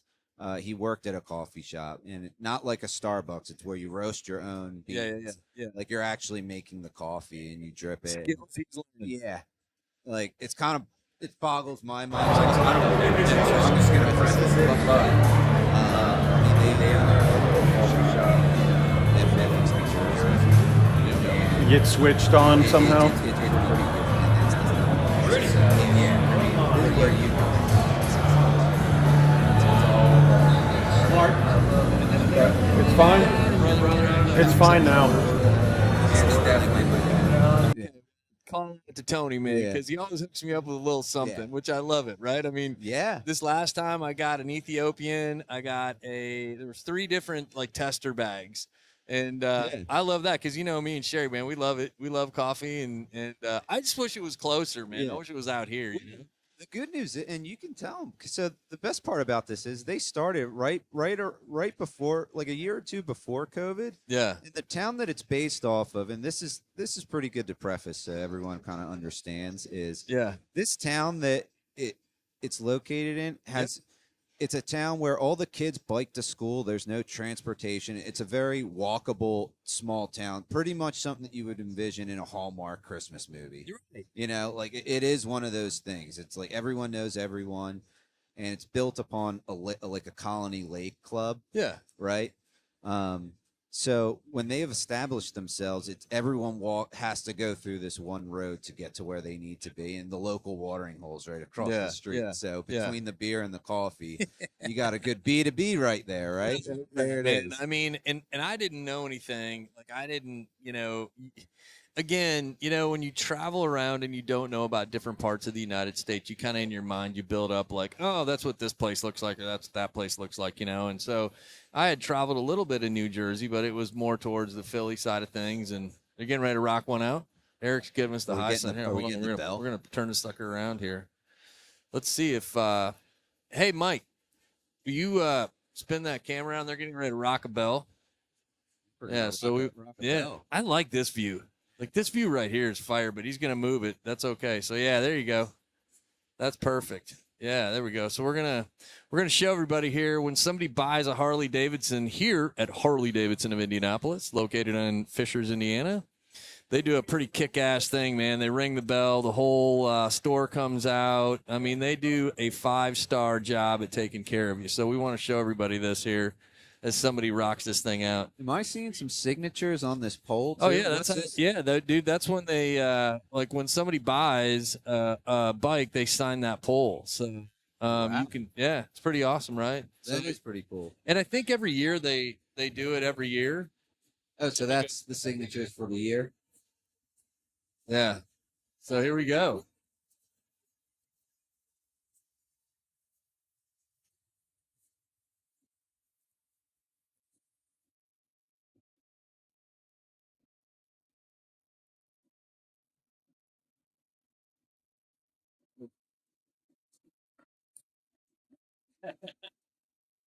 Pretty awesome. How badass is that? Huh? That's an experience. Yeah, look The crew rocking in the background. A little kickstart my heart. Oh, this is the best. Fans are going through. Look at that, man. Oh, Yeah, I love it, man. that is awesome. It's a real deal, man. It's what we do at Building a Refuge. Badass. It's dude shit, right? Yeah, Dude shit. Dudes on a Saturday. Saturday. Saturday. He's gonna drive around the counter. He's gonna scan. He's gonna get scanned out and he's gonna rip it down the highway, baby. This is a motley crew. What's wrong with that? I love that, man. Yeah, we're just gonna scan the sucker. He's gonna roll out of here, man, and it's awesome. Hey, man, you can feel so. If there was a Lake's coffee, you could just rip on through, have yourself a hot cup of Joe. Yeah, man. That's awesome. Think about that, right? Like when we're talking about some of these things, like you just got to do what makes you happy, man. Right? Like that's awesome. Exactly. I'd love to know that guy's daily routine today. Wake up, I'm buying a bike. Go to today. buy- Yeah, I work tomorrow night. I work my ass. I'm buying a bike. Yeah, you work your ass. It's a sunny day. Oh, I man, mean, we're listen. on. Hey, Mike. Hey, your mic's hot. I love it. See, we're not really. I mean, look, man, I got in-ears in though. That's pretty cool, right? They hooked me up with these, so that's pretty badass. They did, and on all serious note, man, riding a motorcycle, doing things like that, it reduces like the stress levels in your brain exorbitant, like 35%. It's ridiculous how much they reduce stress levels. That's a medical fact. It's a medical fact right here on Building a Refuge. Brandon, who is not licensed in anything outside of Netflix, But there is a really cool Netflix documentary that actually focuses on that. They look at this motorcycle club out of New York. They're retired firemen, right? They've been through a lot of stress in their life, things like that. But they put this neurological like helmet on them with all these different electrodes. Okay. And they say, go ride, take off, like ride for the day. And then they come back and they download all this data. And like their stress levels literally drop by over 30% when they're riding. Now, a couple of the reasons I think that is because when you are riding, as any rider will tell you, you got to be a defensive driver. So you're always kind of focused and scanning and looking, for shit that out there. But the other side of it is like when you are by yourself and you can just like feel the wind, man, and just you're free. Like that's why Harley Davidson's a badass, man. You're just rebooting. Tim, You're just rebooting. What do you think those electrodes would do on a race car driver's head? Ooh. It's new data. It's definitely the opposite. I'm sure they have statistics on it. Yeah, Man. well, they do their heart rate. And it's like amazing. It's pretty cool. I've seen that, like the in-car stuff. I mean, the heart rate number is like if I mean, that was us, non-athletes anymore. Yeah. I mean, they're averaging like during a race like 130, 140, like average. Yeah, for a whole And then if shit gets serious, man, it's like it's 170. Yeah. I mean, so anyone that watches racing, and I'll say this now, and you'll enjoy it now that I'll explain it. If there's ever a yellow flag and they have in-car cameras, pay attention to their chest. When they stop, when they're in-car camera and they're running, it just looks like they're sitting there. It's like, man, that's me every given Sunday. Right? Yeah. When they slow down, watch their chest. It's huge. The amount of breaths that they're catching up at that high level of heart rate. It's crazy. They'll loosen up their belt, and all of a sudden, it's just like, I haven't told you this, but I've talked about it before on the podcast, but my dad was a sports photographer for the AP for like 35 years. And his entire month of May with me growing up was at the track at the Indy 500. Your dad's probably got some kick-ass pictures. Dude, like Does some of the do you most still have them? all of them. Like black and whites from way back in the day? Yeah, I got negatives. Damn, dude. And so one of the gifts when he retired that the Motor Speedway bought was the tandem ride around the track. No way. And my dad, he'll tell you, for years, ever since he was out there, he thought drivers were the most arrogant people that he's ever met. And he didn't quite understand it. He understood it after he got out of that car, because he's like, you literally have to have some type of a God complex or an attitude that when you're going straight at a wall and you turn and you're 3 inches from it and you're going 180 miles an hour, like I've never seen my dad like that nervous, and then when he got out of that car, that happy. Like he had the biggest shit-eating grin you've ever seen on anybody. And they did this cool picture. They edited a photo and they put the wreath around his neck, and they had like a glass of milk for him. It took 8 laps around. He averaged like 180 miles an hour. He was with J.J. Yaley. Bean did that. Bean did do that. Yeah. Dude, I'm telling you, man. It is different. I mean, there's not a lot of people that can get that opportunity, right? Yeah. It's the perspective thing. I mean, it's like, whoa. Now you watch it in a whole different way. Well, he wishes that he would have done that, 20 years prior, so he would have had more of appreciation for drivers and what they do, because, man, he's like, that was the best experience of my life. Yeah. Like, it's cool. Yeah. Yeah. Look at this, man. We're up to 27 people today. That's freaking great. It's awesome. We're at about an hour and 28 minutes, so that's the longest we've gone. Yeah, we were just kind of like running this today, man. We've been out here supporting the national kickoff for spring here for Harley Davidson. So I wonder if they're getting their picture taken. It's pretty awesome. Yeah, it's gonna get loud again. No, I don't know if that's a different one or if that's the same folks that just bought that one. Wheeled a different bike. Yeah, well, I don't know. Could be. Well, what a cool conversation to have with man, Tim, man. That's huge. Too, man. Thanks for having me. Absolutely. We're going to do this again on March 28th, actually next Thursday. We're going to be up at Beer Brewery, and Sadie's playing. She's going to play after. That's technically what we have kicked off now to be the bar happy hour. Okay. So it's a Building a Refuge mental health happy hour. And so we'll just do it like this whole setup that Clark and Mike and all the team at LDR has helped us with. It's mobile. So all we need is a table and some plug-ins and some cool bros and some friggin' Harleys or beer, one or two. Well, Tim, coffee. Again, I know we've said it coffee a couple of times, but thanks. Tony be interested in getting Lake's Coffee on board? Yeah, man. I mean, you guys talk way more than I talk. That's pretty much why I know that. So now I can peel back half throttle. I'm like, yeah, Man, yeah. I hope your parents get to see a clip of this, man, because you're a wonderful young man, and I love the story of just the entrepreneurship of your parents and the coffee shop, man. I just think it's cool, so it's a lot of fun. Absolutely, man. Yeah, send it to them. Send it. One of the things that You know me, I'm never on social media stuff. Like, You're not. Which I think it's great. Slim showed me a bunch of stuff. I love Tim that way, man, because he's just like anytime you see a lot of people going to dinners or whatever and phones out, man, like we don't have our phones out too much when we're dinnering it up. Now, well, and that's one of the things that we talk about a lot is wanting to get the younger generation involved in what we're doing, because it's important, because you're out there doing it.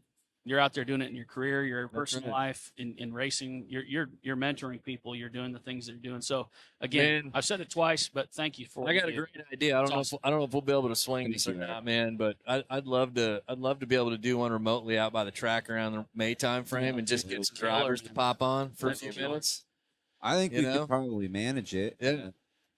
Just to pop in, pop out. Yeah. You know. 100%. We could go Even if it's some of the lights drivers, man, that would want to do it. You know, I mean, it might be a little more accessible, right? I think during the road course week, or maybe even after May, because we go back to the road course, Yeah.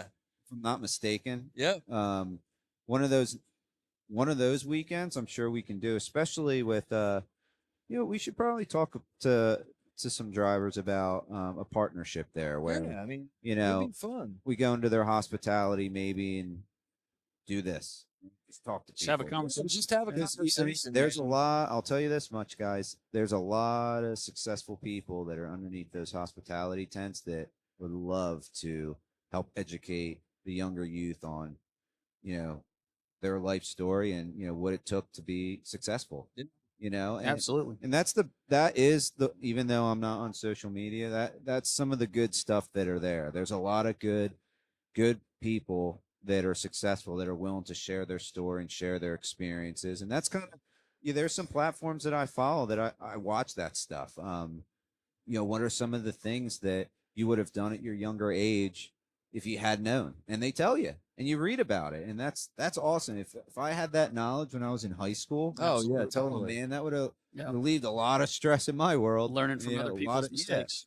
Well, one call out made me think about this when we were talking about race car drivers. So just recently, and this is super cool, one of our really good friends, Bill Whitley, over from Carmel at the VFW, he manages and sponsors a race car driver named Jack Dozy, third.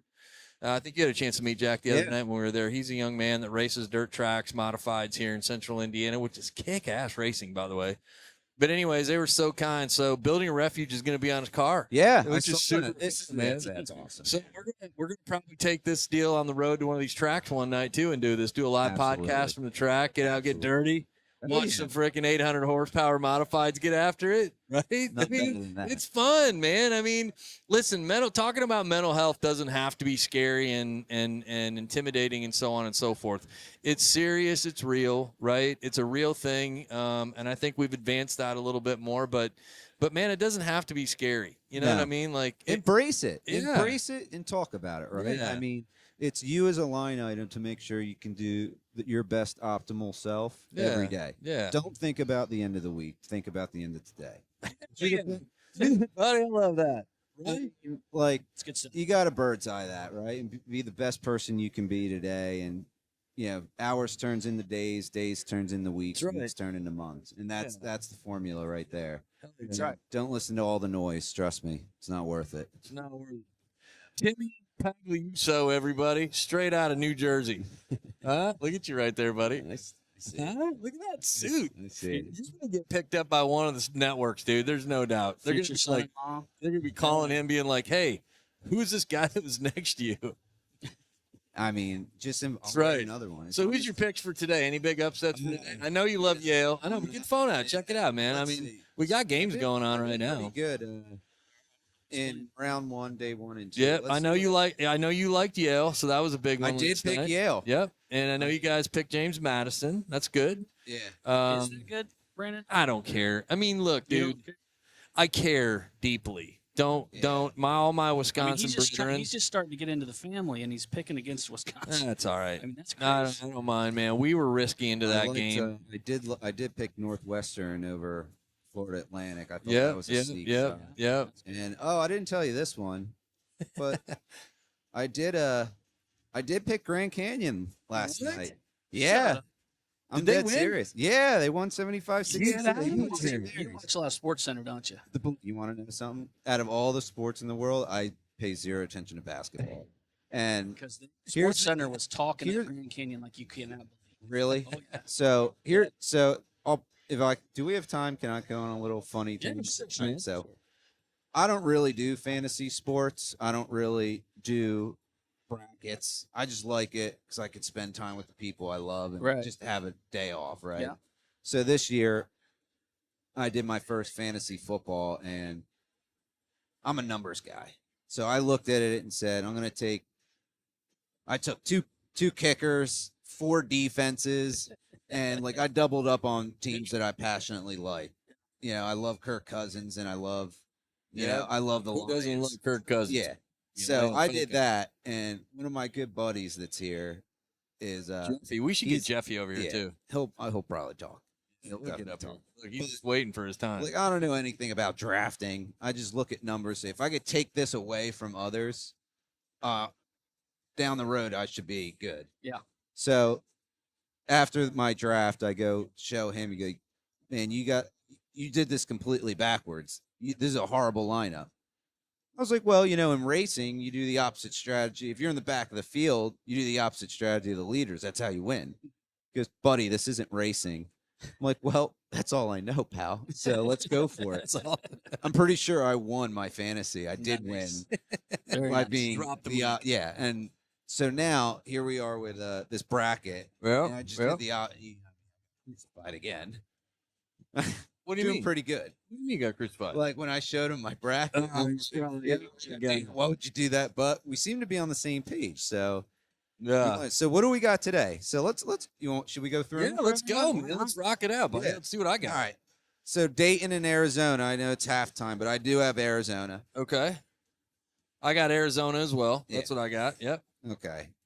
Eric, You got scores here. What do you got, Eric? You got Arizona? I don't. did you make a bracket? What about- This is Okay. the first year of my life I haven't. Okay. That's fine. So Hey, pussy, but that's okay. But we can curse on that. I was but we'll tell you who I favor. Okay. Tell me. Okay.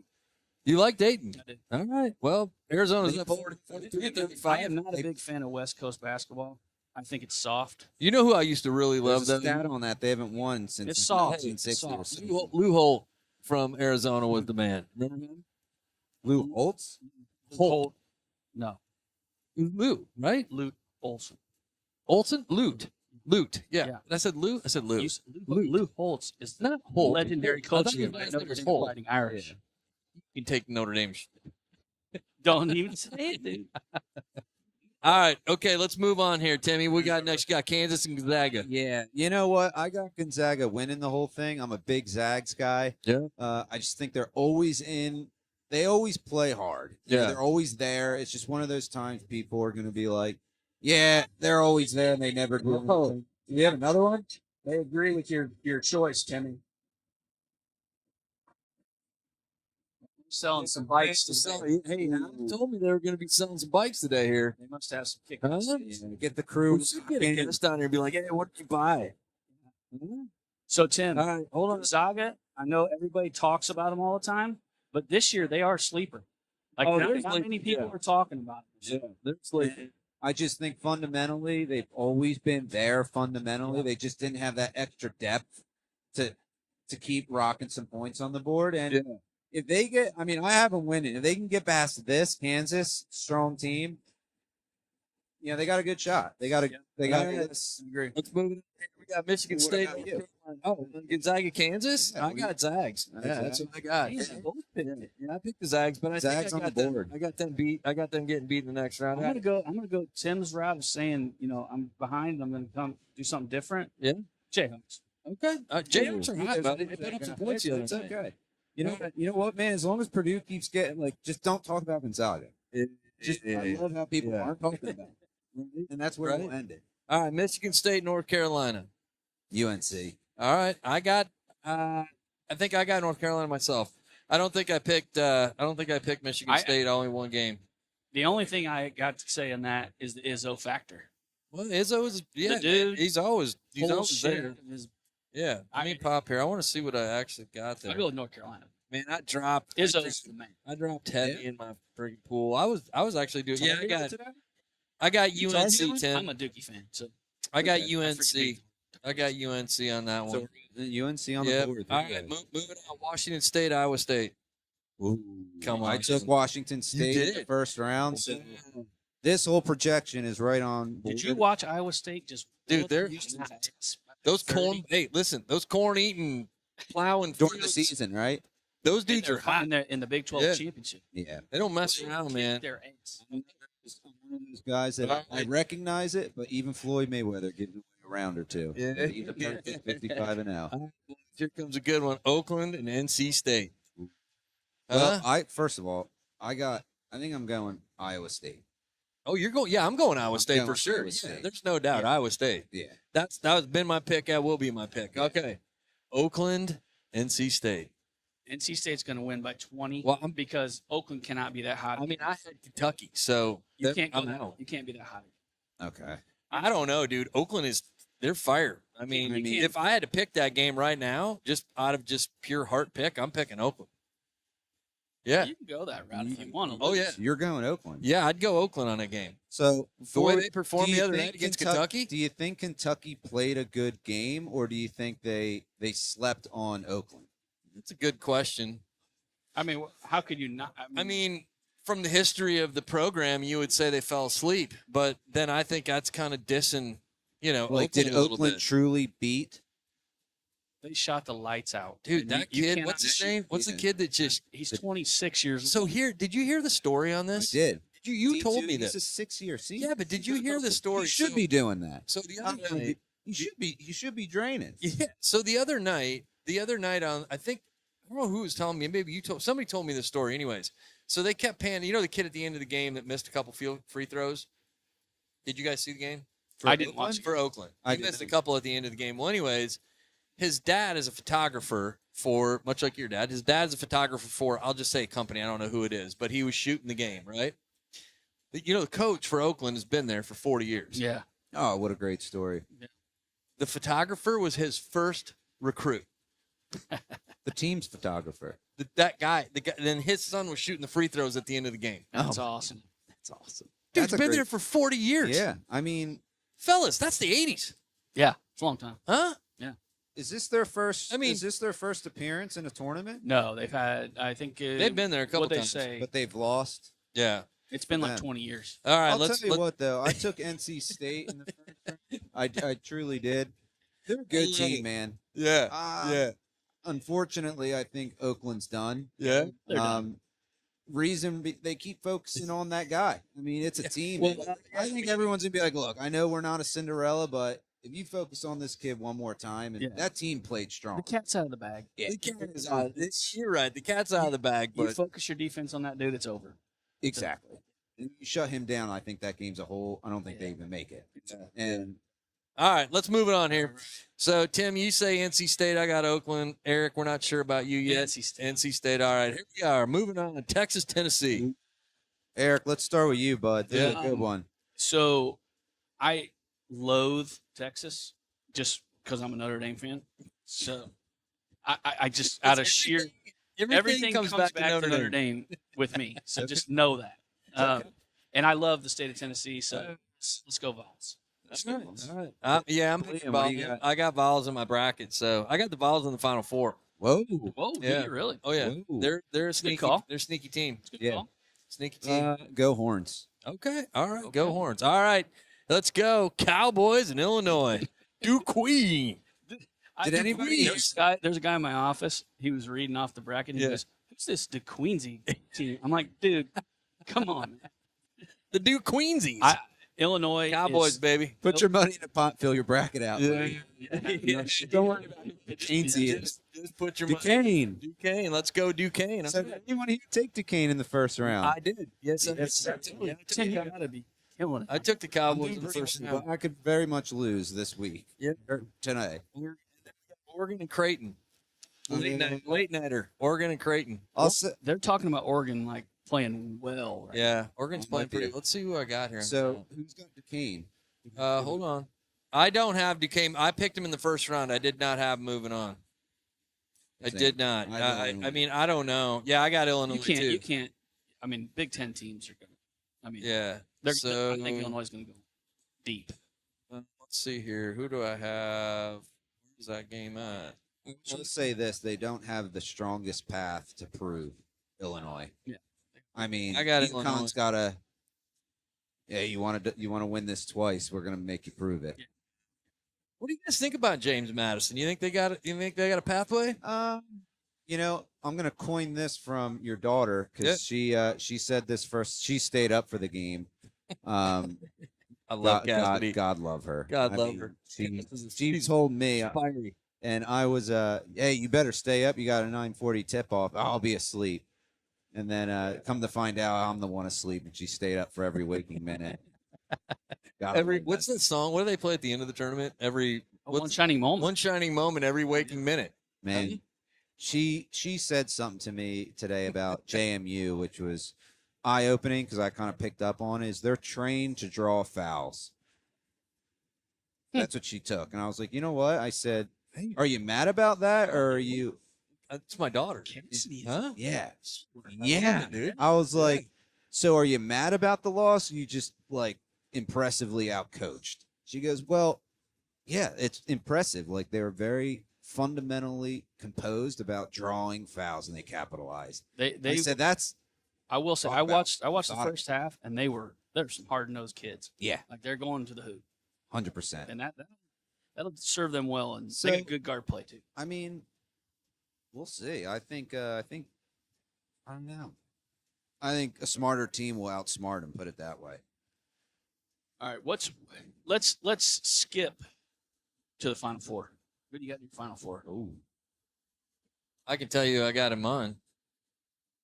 Give me 5 seconds. I got UConn winning it all. Well, that's an easy pick. Well, I'm just telling you that's what I got. All right, my final four are UConn, Baylor, Houston, and Tennessee. And then the final game, UConn, Houston. So you got all four left. Yep. You Timmy, you got all. I have UConn. I have Arizona. I have Houston, and I have Gonzaga. Is my final four. I like it. I like it, man. Finals, I got UConn and Gonzaga, and I'm going Zaggies. The Zags, baby. Listen, I think the Zags have got a great team. I think, they got that experience. They've been in the tournament a million times. They know what's going on. You know what I mean? So, they got as good a path as anybody, man. These games are. Mark Few is like he's like He's so like laid Izzo. back. He's like Izzo. Like Yeah. you just know he's gonna make it deep. And he's in just tournament. he's just a calm, you know what I mean? Yeah. He's got a calmness about him, man. And Yep. I think that's what's really cool. They had a story about him. You know how many offers he's gotten from the NBA? Oh yeah. I mean, tons, and he just Yeah. stays right there. I love that. But that's why I know. college is the best. Man. Yeah. I love that. Still real. Yep. Yeah, and I think too, especially like with the way the NCAA is switched with transfer portals and being able to offer these kids some money Yeah. for their talents. NIL. You can't win rankings anymore. Like Yeah. these kids are bringing it. You Yeah. know, that's why I think you're seeing what's going on here. Yeah. You can't survive on rankings. Cannot. Yep. There's a lot of parity, and I love it. Yeah. Well, It's good. thank you for your picks today, buddy. We're going to get you back on the podcast on Thursday, so you better wear that fly ass suit. I'm gonna wear a We're going to do another rundown of the games. Because next Thursday night we're going to be playing again, boys. So I'm we're in. going to be hanging out at Beer Brewery Carmel. If anybody knows where that's at, located just off Highway 31 in Carmel, Indiana. And we will have some music, we'll have beer, and we will have the bar happy hour. I'm in. Thank All you, right, my guys, man. thank you I so love much dude. for having Thanks me. Love you Thanks too. for coming on. I'd like to have Eric, Jeff thank you come so on much. here for a minute. Oh, look, we got a special guest showed up here, man. Just in Hey. time. Yeah. All right. But thank you, man. Yeah. But Thanks yeah. for having me. Yeah, buddy. First time. Yeah, throw my info out there. I will If for anybody sure. needs Any help? Yeah, Yeah. we'll put it in the comments for sure. Love you, bud. Thanks, See you Tim. next Yeah, man. time. Let's go. Rock and Ride for Hope, Saturday, May 18th, 2024. Get your butts out to Harley Davidson of Indianapolis, folks. We got a lot of great stuff going on. Barbecue, chicken, 5 bands, and a hell of a motorcycle ride. You're doing a live commercial, and I love it. Yeah, what do you think about that? Thank you to our sponsors, Harley Davidson of Indianapolis, LDR Studios, Everyday GSD, EPS Security, Tony Bennett Memorial Foundation, and Citrus Marketing. Thank you very much for your support. That's right. That's right. All right. I think we're gonna have another special guest pop on. Clark, you want to take the role here in the MC? I don't think he does. It's pretty cool. Tim's a pretty good guy, isn't he? He is. Yeah, man. What a just a good dude, and the stuff he's out there doing right now. Yeah. I tried to make a point of how important that is, but my goodness, the stress level and the worry off of my family, because we did some pre-planning for my parents, Yeah, is just enormous, man. I can only encourage people to do the same. Yes, it does cost some money to get that stuff done. But I mean, it's money well spent.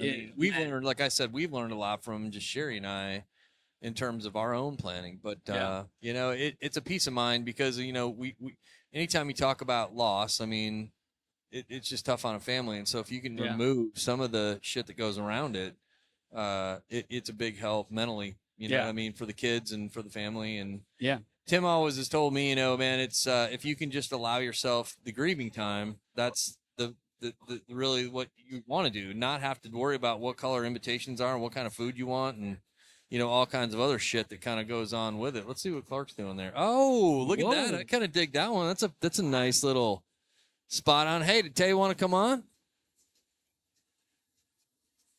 No? If not, I'm going to bring Jeff up because I want to get his take on some. Come on, Jeff. Get up here, buddy. All right. Long-time listener, second-time guest coming on the studio today. What's Everybody, up, Jeff? welcome Jeff DiMartino. He's a New Jersey fella too, man. Jeff, what's up, buddy?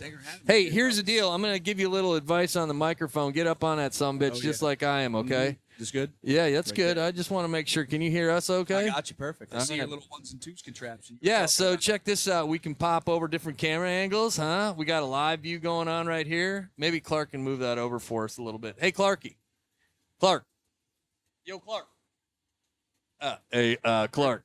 Griswold's doing his thing. Hey, get us a little bit of a wider shot, would you? Thank you, Clark. We should have had wait, we need, like, back it up a little bit. Yeah, take it back a little bit. Yeah, take it back. Like, we need a little bit of wider. It's like I got a tremor going on. I Here. know. All right, man. Look at this. We'll pop it back here, buddy. So what's going on, Jeff? We had Not you on the last I show. was just saying, I come dressed like Timmy did. He's got his suit Man, No, dude. that's okay. He's outdressed all of us today, but you got the Phillies out of on. I it. know. Spring Huh? training. How about them motorcycles, buddy? Huh? I was not expecting the whole thing because I don't think I've ever been this up close and personal with a bunch of motorcycles. So it's been cool to kind of go up and look at them. Yeah, and then hear him. Hear them ripping around inside and the whole motley crew and ringing the bell and all that. yeah. They put on a good show. I might have sure. to buy one of these. I was And just sell them. what Tim thought was pretty cool was the fact that you could just kind of do a lap around here, and then you get a scanner. They just scan it, you roll right out the door. Huh? We just said that. We said the only thing we're missing is a Lake's coffee here, so you can grab a hot cup of Joe and be on your way.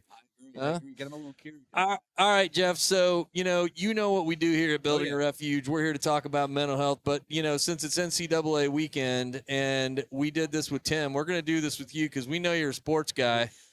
We're going to run through these games and get your little input. So we got Dayton right now about 6 down with Arizona. You think Arizona's going to hold out?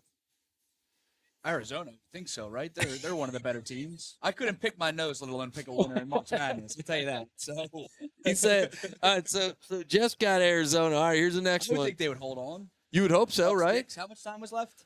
We got 10 minutes. It's a lot of ball game, but 10 minutes in the they're second half. supposed to be one of the best. I have them in one of the brackets with a bunch of my buddies back home. We have some money on. So that's the team I have going to the national championship. So I hope they would. Oh, no shit. So you got them in. You got them in the national I game. have them winning, and then in another bracket I got Houston. So All those are my right. two. So still alive. Still Okay. All right. Well, let's move it along here. Gonzaga and Kansas. that's what, 4 Gonzaga. I think I have them beating Kansas this round. So Okay. I'm just kind of going off the top of my head. That's what I'm talking about here, man. Like we ran through the stuff with Tim. You would think Tim's Kansas got the was- Zags. Eric's got Zags. We're on the Zags. Tim seemed like he was doing well. He had texted He's doing me pretty well. yesterday morning. He was like, I went 12-4 in the first slate of games. Yeah. That's pretty darn impressive. So I mean, we picked James Madison, which his stock level went down He with me, picked but Yale. He picked freaking Yale. he picked Yale too. I was with him. I mean, he told me he picked Yale. We were ripping some chicken fingers and You gotta have some balls. to throwing go back for a Yale. couple Coronas yesterday over at the VFW in Carmel. By the way, VFW in Carmel is one of our sponsors. Host spot to our September event. What chapter number? 100000003. There's 4 zeros. You did like 7. There's a lot of zeros. Right. 100003. I wasn't going to bring up the whole Wisconsin debacle, but Oh, didn't you? Oh, just hit please me? do. Please do, Jeff. I took the Please do. If Please do. we're going to talk about how You know, It's the dreaded in the 512. famed words of AJ Foyt, we played like a tub of shit. yeah, That's yeah, what we they got- played like. they got Played like- dominated. AJ Foyt once was asked, how'd your race car run, AJ? He said it ran like a tub of shit. What else you want to know? I mean, Pretty straightforward pretty stuff. good analysis for me. That's why I love the guy, man. OG. All right. So we're all zagged out on that Kansas Zags game. Although I don't hate Kansas. All right. Kansas is always a good. Michigan State, North Carolina. I feel This like UNC would have to. That's that. That is a close one. That might be an upset, but Yeah. I don't know. I don't necessarily think Michigan State played particularly well against Mississippi State, the game I watched. Yeah. Now, I have no idea what I'm looking at, but just from the eye test, I was like, I don't know. And UNC blue, it's in all-time colors. You gotta look Okay. at that Dude, look at those dogs. Huh? That's good looking Hello. dogs. Yeah, look, I didn't know it was pet day today here at Harley Davidson. It's pretty cool. I mean, should've look, been it's older. everything here. I should've You been know, older. I mean, this is so cool. Dave, look at it here. My man, what's up, buddy? Ah, Oh, look at that. Daryl LaFleur from Louisiana, my man. Oh, baby Ah. shower. Yeah. Congratulations, Congratulations, man. man. Yeah, congrats to you, buddy. Hey, Sherry's one hell of a nanny, so if you guys need a night out, let us know, okay? I'm telling you, I love you, buddy. Baby shower. That's That's fantastic. Check this out, everybody. Dale brought us in some gifts today. They're getting ready to welcome in a new. Yeah, their kisses. They're getting ready to welcome in a baby girl. So congratulations to Rebecca and Daryl. How about that? Yeah, that's pretty awesome. That dude rides a Harley, boy. That dude rides a Harley nonstop. I mean, dude, he would ride to New Jersey and back for a cup of coffee. I was thinking about that. Watching this, I was like, that'd be a long, nice ride through those mountains. Nice be awesome. ride, dude. Your ass would be chafed like I a mean, I baboon. know, realistically, you could probably. Huh? I mean, someone. The thing would be pulsating by the time you get there. True, but that's for the love of the ride, though. Harley Harley guys. guy. He's already talking about it. He's Yeah. already talking like it. I mean, like, I'm gonna get Adam over here and get you a new bike, man. I have I mean, my- they're only look that one over there is only $48,000. Nice CBO. All right, so we're gonna say Carolina, right? North Carolina. All right, moving on. Washington State, Iowa State. Really? Wow. I will say it again. Iowa State in their conference championship. Yeah, I haven't seen that good of basketball in a long time. There you go. dude, they're Cyclones. well, they're favored. That's right. They're favored by 6.5, and I think that's a pretty. What's I think the that's I think that's a pretty. I mean, I'd take that. What's the ranking? I don't know. Let's see if I can pop in to see what they're ranked. Washington State's a 7, and Iowa State's a 2. 6.5. So They should have been in once. yeah. I mean, Pat McAfee's got nothing on us, dude. He doesn't. No. He doesn't come to no freaking Harley Davidson dealership and do Hold on, this shit. He's got fake content. I'm gonna challenge right now. I hope somebody knows him. I'm challenging him right now to a freaking podcast off. If anybody Get wants your to ass come, out here, Pat. Okay. That's right. We're gonna set up our 4 against your 4. The guy that wear the cat shirt. I do like the one dude though, because he's a Packer fan. I like him. He's a buddy. I'd say he's a buddy of mine. And look, I don't hate Pat McAfee because Pat McAfee's fire, dude. He's a baller. They do a funny job. Huh? Well, so I mean, when I go to work every day, everywhere has them on. So it's kind of one of the only really programming I take in during the. During Yeah, the week he's a and stuff, baller, dude. I do love him. I'd love to have him on though, man. He's cool shit. All right, let's move on here. Oakland and NC State. I feel like you got Oakland. Oh, he's an Oakland fan I mean, with if me. it's- did you hear our conversation we had I did not. with Tim? No. Oh, Tim I was. like his take on it. I know. Yeah, Tim is. I think he likes Oakland, but I don't know if he was 100% bought in. You on it. can't. Not So Tim's question was You can't. Tim's question if you was could? this: Did Kentucky fall asleep, or did Oakland just play a good game? I think it's a big mix of both. I mean, from what you're watching, Lights out. Like- I've seen Hershey Kisses. that's Fucking love 'em. that's sports journalism at its finest, right there. Yeah. There's a little bit of both. Yeah, right. I think they thought they could just roll the ball out and say, "Hey, we're better than you." And Oakland, Yeah. it really comes down to that one kid. What was his name? Oh yeah, it's whatever his kid. Yeah, the kid's name He was wasn't really a kid. It's been threes. He's like adult. He's He's a like 40. Jack Golke. Golke. Yeah, Jack He Golke hit like 100 threes. So tied an NCAA record. So you're kind of banking on He was that. one shy of the record. Yeah. Which is absurd. So Yeah, it's crazy. Yeah, also man. you got to think if you hit half of that, 5 threes, it's still a pretty good outing. You know, I would take it. Yeah, So, I mean, it's killing it, man. I think All we right, gotta roll with Cinderella. Texas and Tennessee. Tennessee. Yeah, I got it's a good- I got the Vols in the Yeah. Final Four, man. So It's a lot of orange in that matchup. in this, That's the Orange Bowl right there. yep. Burn compared to Tennessee. This next one, Duquesne and Illinois. Oh, go Duquesne. Huh? What did you say? Clark says you are failing with the push button. Why? You're absolutely failing, he said. Oh, well, you can push the buttons, man. I'll push him. Push them any way you want. We see. Look here. We got the Rock and Ride for Hope we can go to. Have you seen that yet, Jeff? I did. I was over there. I Huh? did direct a gentleman. Yeah. He came over. And he was like, "There's a date and a time, but it doesn't say where to go." See if So I we just want to. pointed, If it's right in the listen, middle. Right. He's like, like if we come back and we tell everybody, hey, we're going to take a station break, we can go right here. Live stream starting soon. station identification. Yeah, right then there. we'd be like, yeah, we're coming back live in just a few minutes here. How you guys doing? We're back live again. Look, we're back live again.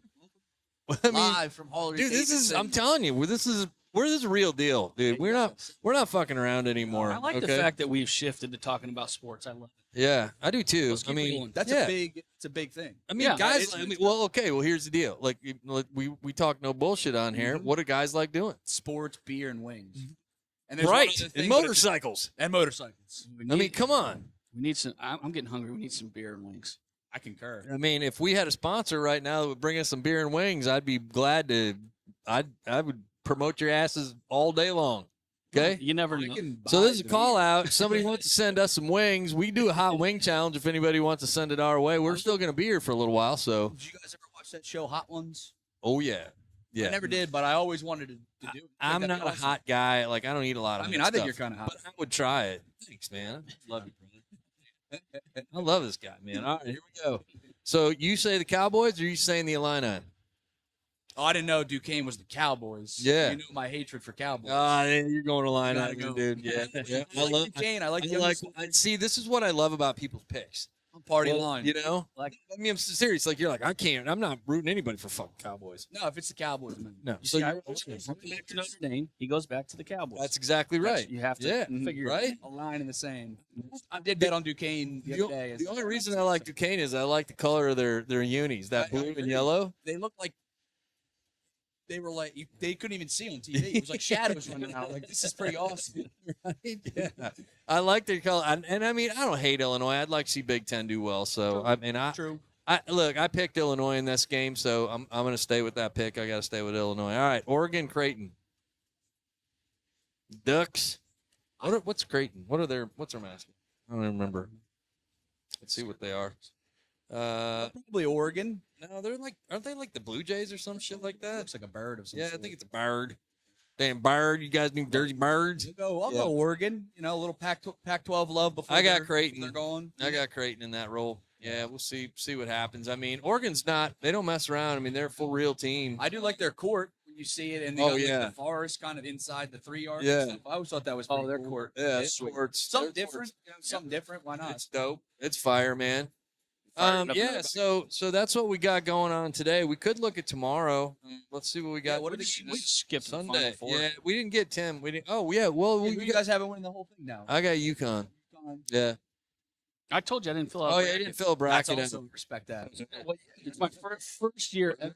I didn't know that was even possible. My wife, I was sitting there watching games, and my wife came up and looked over, 35 U's. Look at statistics. she looked over my shoulder and she's like, "Where's your bracket?" And I was like, "You know what, honey, I didn't fill That's one what he out just this said. year." It's up here. Hey, It's you a mental guys, thing. Listen, I don't do you like know what? watching the tournament without. Yeah. We're officially into hour 2. How about that? Hour 2, thank you very much to Harley Davidson of Indianapolis, located in Fishers, Indiana. Hour 2 is brought to you by LDR Studios, Commercial on the fives. where we power you 24/7. You need like a little NBC jingle. Dude. We do. We have do it have a right jingle. here. You have It's a right jingle? here. Yeah, you want to hear it? Absolutely. We'll throw it on right now. Pop it back off again. You're not going to be able to hear it on here, but our guest folks can hear it. It's a little instrumental music that Dale Speck. Yep, Dale Speckman wrote us a song called Refuge, and so that's pretty cool. Then you hit this little button and it just stops it, so that's pretty badass, right? We don't get to hear it, but our guests get to hear it. So hopefully if you're out there, That's the you, service we do. I did see Matt Thomas on the chat says no, I won't say that. He says, man, no Purdue. Okay. Kid show. Yeah, I agree. It's an 18 and over show. Yeah, true. We're Yeah, adults here. but like I Man, said, yeah, that's right. Men's mental health. Men's mental health. So, anyways, my final four is Houston. Who was it again? Houston, Arizona. No, I didn't have Arizona. Yeah, all you I know did. is I got Timmy had Arizona. Timmy had Arizona winning it all, I believe, or did Yeah. you? I have them in. I would say the only one that really matters, the one I got a couple dollars on. Yeah, my final four is UConn, Baylor, Houston, Tennessee. I like the Baylor Bears, dude. Yeah, they play well. Yeah, they Something were different. they Big made 12. a run. They made a run last year, and it's I feel like who knows. I don't know. I just can't get behind West No, Coast man. basketball. Yeah. I Anything have a Pac-12, problem. football, basketball, but it's Big Ten now, so that's how you got to look at it. Because let's say Oregon does go on to win the national championship or any other big Pac-12 schools, Big Ten can claim that. That's Eric, you know what we haven't done on here before? What? The weather. We doing the weather. Looking out. We need to like. we are set up. We're gonna pop over to the weather right now. So outside right now, That's we have a balmy ridiculous. 43 degrees. We got a feels like temperature of 32 degrees with the winds coming out of the north at about 10 to 15 miles an hour. Tomorrow we're looking at a nice sunny day of 53 degrees. Monday's a little windy, 63. Tuesday we're looking at 59, and Wednesday 48. Hey, guess what's Tuesday, guys? It's Tuesday. My birthday. Turning 54. It's going to be 53. No, it's going to be 59 on my 54th birthday. Yeah, Jeremiah Trotter. Yeah, man. And you're raising money. I am trying. We got $83 raised. So Fantastic. thank you to two of the my cousin Russ Larson. Love that guy. He's a beautiful dude. And then my good buddy Court Maple, he donated some money to us. So but it is important, you guys. Everything we do for building a refuge, as Eric mentioned earlier, all of our funds that we raise go 100% back to the community. So that's what we are proud of for sure. Yeah. All right. So games tomorrow, Jeff, because I love your sports insight. Oh, yeah. Let's see here. All right. Colorado, Marquette. Marquette. Marquette. Good Okay. squad. Good Eric? squad. I like that. Colorado is on a. Oh, those are the games that are here. It's just because you're Those are the moving games. there. That's here. game's Yeah, here. they're here. You're just taking No, up for- dude. Did you watch them play Dion? yesterday? Huh? I got that Dion on. The Dion factor. It's true. They do have It a all deal. goes back to football. It does. It always goes. It does all go back to These football, people think right? Cash is king. Football's king. Yeah. That's right. It all goes back to Especially football. when man. it's prime time. Just watch. Here comes a big question. It's going to put you guys on the spot. Utah State and Purdue. TCU lost last night. Yeah. Darn, I had them. Darn. There was Darn it. there was a pretty lady down Kilroy's yesterday during the day. She had a TCU on, so it was, Hey, listen, that's a serious matter too. For all you folks out there, Jeffy over here is a strapping bachelor. So can if you want to advertise go out with a guy that is fun, Mm-hmm. kind, been raised by amazing parents, True, they are. comes from a Best parents beautiful ever part had. of the country, True. is Scenic New knowledgeable Jersey. in all kinds of different things, Yep. right? Yep. Loves drinking beer, Loves drinking takes beer. long walks, maybe on a beach, maybe wherever. If there were beaches close, I would. I know you would, right? I ripped off, I think, like a 4 or 5 mile walk the other day. When it was nice out. I've seen you walking. You're a serious walker. Oh, I throw in sports radio and I rock and roll. I've seen him walking, dude. I He's, get to he's be- head down. I get Is he a sport walker? over my toes. Oh, yeah. If you're a sport, but you're I could put it a in brisk sport. pace. Yeah, you're I'm out brisk there. pace. I'm on business. I Yeah, think. yeah. So, yeah. And again, strapping young man, single. If you guys want a chance Yep, here, yep. Well, Philadelphia, you ladies. Philadelphia you guys. /. New Jersey's own Jeff DiMartino. Hey, well, All right, so Utah State, Purdue. I got to go Utah State. Oh, Okay. Purdue fans are not going to No, like you they're- for that. We they're- might get some chats So- in here. So this goes back to my pettiness. My sports Go back teams to don't football? win, Yeah. so I don't want to see the people around me happy because team. So like, as much as I wanted You know, Wisconsin Wisconsin, to you win, can't have anything nice in Can't Philadelphia. have it And nice around Philly Ed would tell you that. Like a freaking jail in their football. season. Philadelphia, allegedly, we Philly, blew that place up. Philly Ed would tell you the same thing, man. You can't have anything Can't nice in have anything Philly. nice. So that's kind of where like I did take a little bit of joy with Wisconsin. I I'd like know. to see Now, them look, man, we weren't ready for James Madison. I think we got over the tips of our skis when we beat Purdue, which was a great win for us. But we crumbled. Front end of the year, we were freaking hot, ranked 6th in the country, and then we just You lost went on 8 a straight. we just went on a dog slide. It was awful, and I don't know what's happened to the offense, but they're just flat, man. I mean, Chucky. yeah. I mean, I'm glad. I love Chucky Hepburn, man. He's a great player. All right, let's make a pick on this one. James Madison and Duke. Another team I hate, Duke. The I mean, reason, but I don't have either one of these I'll teams. go I had, JMU. I like seeing this. You had Duke getting beat in the first round. I did take Vermont. no, I had Duke winning. I just had Wisconsin beating Duke. So I gotta have to take James Madison now.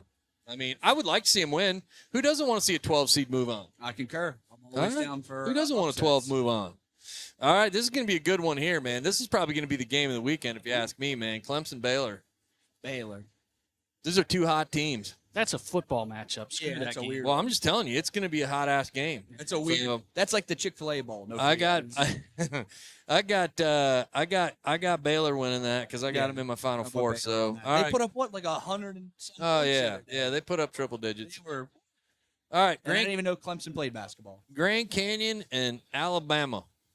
Roll Tide. I mean, I got to go Grand Canyon again. Give me all the upsets. Come on, Roll Tide. I mean, probably Alabama. They also scored a zillion points.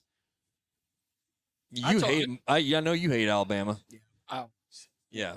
You're not an Alabama fan, so he's a Grand Canyon guy. Yeah, go Grand Canyon. They're talking them up like crazy. What man. is what's their mascot?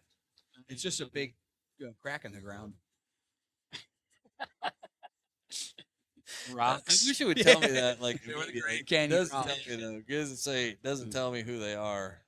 They're probably like the Road Runners. Preview, bracket, tickets, tournament. Anyone knows? Send it. Oh, they're the Antelopes. Antelope. The That's an Antelopes, odd the one. Grand Canyon Road Antelopes. Runners would have been better. Yeah, I would say too. Ridge Runners might be a Ridge good one Runner. for them. All right, Northwestern and Yukon. UConn by Yeah, let's go Huskies. pretty darn good. Yeah, they're going to be pretty hard to stop, man. Texas A&M, Houston. I have Houston, We but have Texas A&M looked pretty good. yesterday. Houston's pissed. They're angry. They're pissed Yeah. because they got beat by like 30 in their conference final game. Yeah, They're on a not happy. vengeance too. Not happy. Yeah. And, you know, they've won 31 this year. Texas A&M's won 21. I always kind of do look at that. Oh, I mean, yeah. It's a big piece. yeah, it's a big piece. All right, Timmy's outside, I think, talking in the car, but Yale and San Diego State. That sounds like a effing snooze fest, to be honest with you. I San Diego, I'd have to assume. Like, hey, everybody, we're gonna put on Yale and San Diego State. I want to know the last time an You Ivy need to League cut the school- soup with that game. That's what you Yeah, need. Take that's your nap game. yeah. Exactly. That's the one you Good fall asleep time. just like watching the match. So- Yeah, That's that's Yale. 10 to like 15 during Masters Sunday. That's Get a right. Nice 30-minute nap. You're chirping and the flowers are out. Yeah. I can't wait for that. That's another sports weekend. Yeah. Masters Hoping to Sunday. win Oh, those. Masters, dude. Masters weekend. Oh, dude. Jim Nance's last run. Yeah, it's gonna be fantastic. Yeah. I don't know who's gonna do it. His voice is so sultry and I just fantastic. think it would be awesome if we had like us three announcing the Masters. I mean, I'll go announce the Masters. I think that'd be pretty awesome. I've always thought Austin knows this. Me and Austin would have talk about. Look, all right, let's go. Let's go, We Sherry. can. Let's see what Sherry's got going on here. Is Sherry really calling you? Yeah. Tell her she's Sherry, gonna what's up? Huh? Well, right now you're a first-time caller, so you're live on air with us. What's going on with you? Huh? Where are you driving? You should be coming over here and seeing us. You could be a guest, special guest. Okay, well, thanks for calling in. We appreciate you. We'll get that song right on for you. I love you. Does she have any Purdue takes? First caller. Long time listener, first time caller. First time, long time.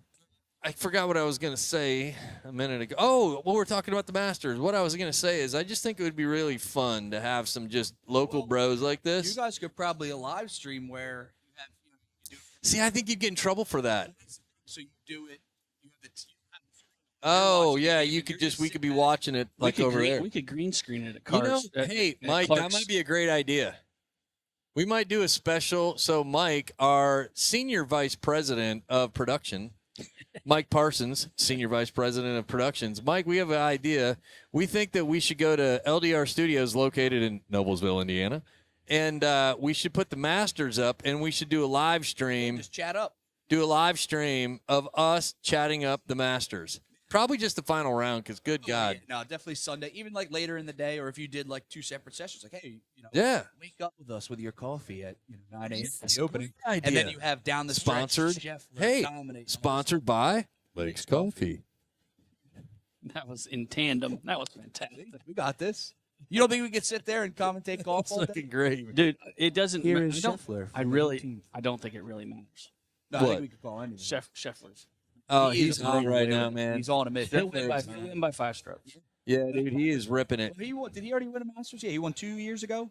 I think. Yeah. 3 years. Two maybe? 2 years ago, I think. It's a great idea, isn't it? Huh? Chock full of them. Senior vice president of production, Mike Parsons. We have executive president Clark A over here too. Timmy's out in the car just listening to us. It's awesome. Yeah, Timmy's got a sweet ass new ride. He does. Are you in the Porsche? Oh, I rode it today. Oh. First time I ever rode in the thing. Is he gonna let you drive it? God, no. God, no. I Timmy would barely, not even want he to. barely, yeah, exactly. Yeah. He didn't let me look at the thing. It's, He made me it's- shower before I got in there. He's like, hey, I'm picking you up, but I need you to shower, sir. I'm like, all right. it's an amazing car, man. I'm a car guy. Oh yeah, I see his front end peeking out over here, man. Look at that thing. See the front end peeking out over there, Eric? Yeah, Oh, that I thing see is fire. You're definitely low in He the needs to come out here and rip a I couple wonder, strokes. I wonder how fast Tim could rip around the field out there. You know what I mean? I think We he got probably the could. track laid out. By the way, Tim, go give us a couple listen, I donuts. have a question for you. This is on a more serious note here, and I think our guest is taking off. So I do want to say thank you to our VA representative that was out today. Really appreciate that. Thank you, my friend. Thank you for coming. Really Thank appreciate it. Yeah. Appreciate Thanks, everything man. you do. Appreciate it. See? Thank you Jack so of all much. trades. Jack of all Yeah. trades. Yeah. I could do anything. Yeah, so we were really, really blessed here, man. I have to bring it up. So we have a great resource with the VA benefits team, and also on the healthcare side of things too. But so most of our events that we do here at Harley, we have a representative from the VA that comes out, and they'll be able to sign up, help veterans with benefits, and so on and so forth. So thank you very much to all of our veterans out there. We appreciate everything you've done for us and any active military, police, law enforcement, fire, firemen. And the reason, Brandon, that we have them out here is because many conversations that we've had in regards to veterans not being able to get their benefits and not being able to get the things that they need. So that's why we like to have them as a resource here, because there is a struggle with the VA and the veterans getting what they need, and so we're just trying to, put our 2 cents in to try to get them help. So that's why we have them at our major events. And I bring it up because on May 18th, we are doing our third Rock and Ride for Hope, supporting building a refuge. And we will have VA benefits. I think we'll have a couple healthcare folks out here that day as well. And one-day music festival headlining Y Store. It's going to be pretty awesome. We got 5 bands lined up for the day. We got a motorcycle ride and some pretty cool stuff. It's only $20, $20 donation, be $25 the day of. And really, really excited about doing this again this year with Harley-Davidson, LDR Studios, Everyday GSD, some of the sponsors that we just mentioned a little while ago. But should be a lot of fun. Oh, I was going to say, I know you work for an amazing company as well. You guys have done some sponsorships. Yeah, thanks, Eric. Pop that back to the people. And but yeah, we'd love to have you guys, throw some stuff in again for the I already had that kind of conversation. So yeah. Jeff's done a great job, man. He works for Molson Coors and any kind of big event that's going on in the city, and we have events going on. They've been great about helping us out and give some fun stuff away. And always have definitely coming into the month of May there. So yeah, stuff surrounding the race. So whatever we can do, get some money. People stuff. Yeah. That's awesome, man. We appreciate No, that. absolutely. Well, buddy, thanks for coming on, No, man. thank you guys. Like I We said, we're gonna plug this again too. Next Thursday, March 28th, we're doing our second official. This is kind of a little special edition of what we do, but we're doing our second Building a Refuge happy hour up at Beer Brewery in Carmel, and where we go from 6 o'clock to 7 o'clock. We talk about different topics. You were on and joined us at Union Brewing Company, and then we also sponsor a local musician. So next week we have slotted Sadie Johnson. And Sadie will be singing acoustic solo stuff out there. If you haven't checked her out, go check her out, sadiejohnson.com. She's a local guitar player, wonderful voice, and just a great human. She's just a wonderful person.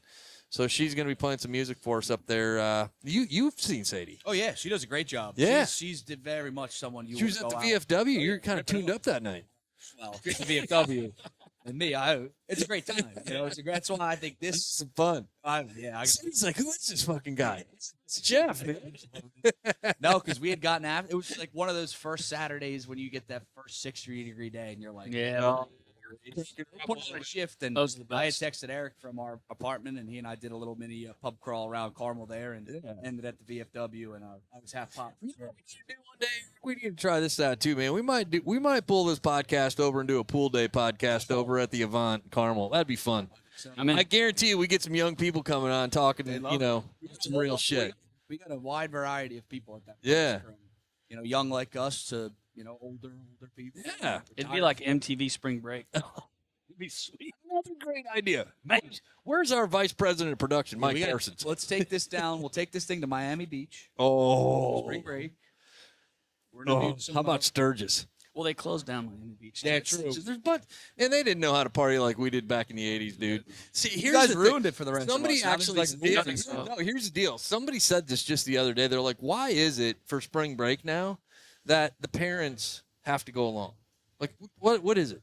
My mom and dad, my mom and stepdad at the time, they loaded me up with like, I don't know. I think I had to pay for half of it. So I think I had saved up like $250 and they gave me $250. So I went to Daytona Beach with $500, right? Which is a great deal.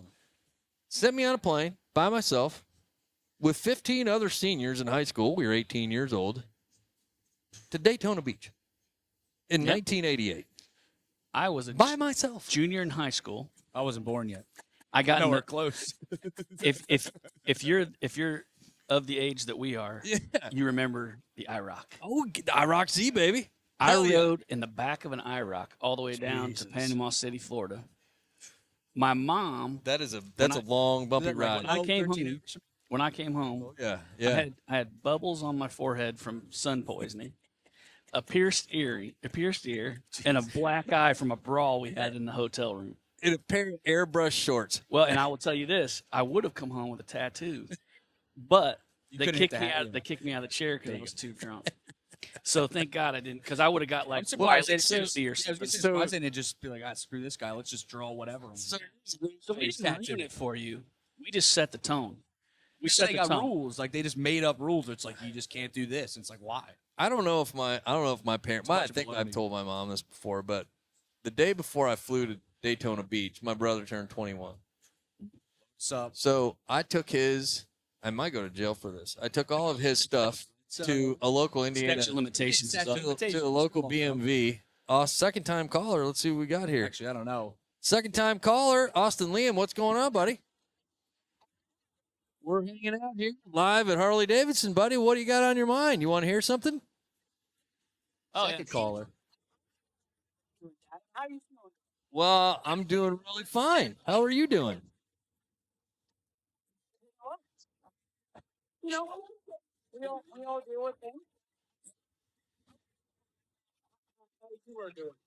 Well,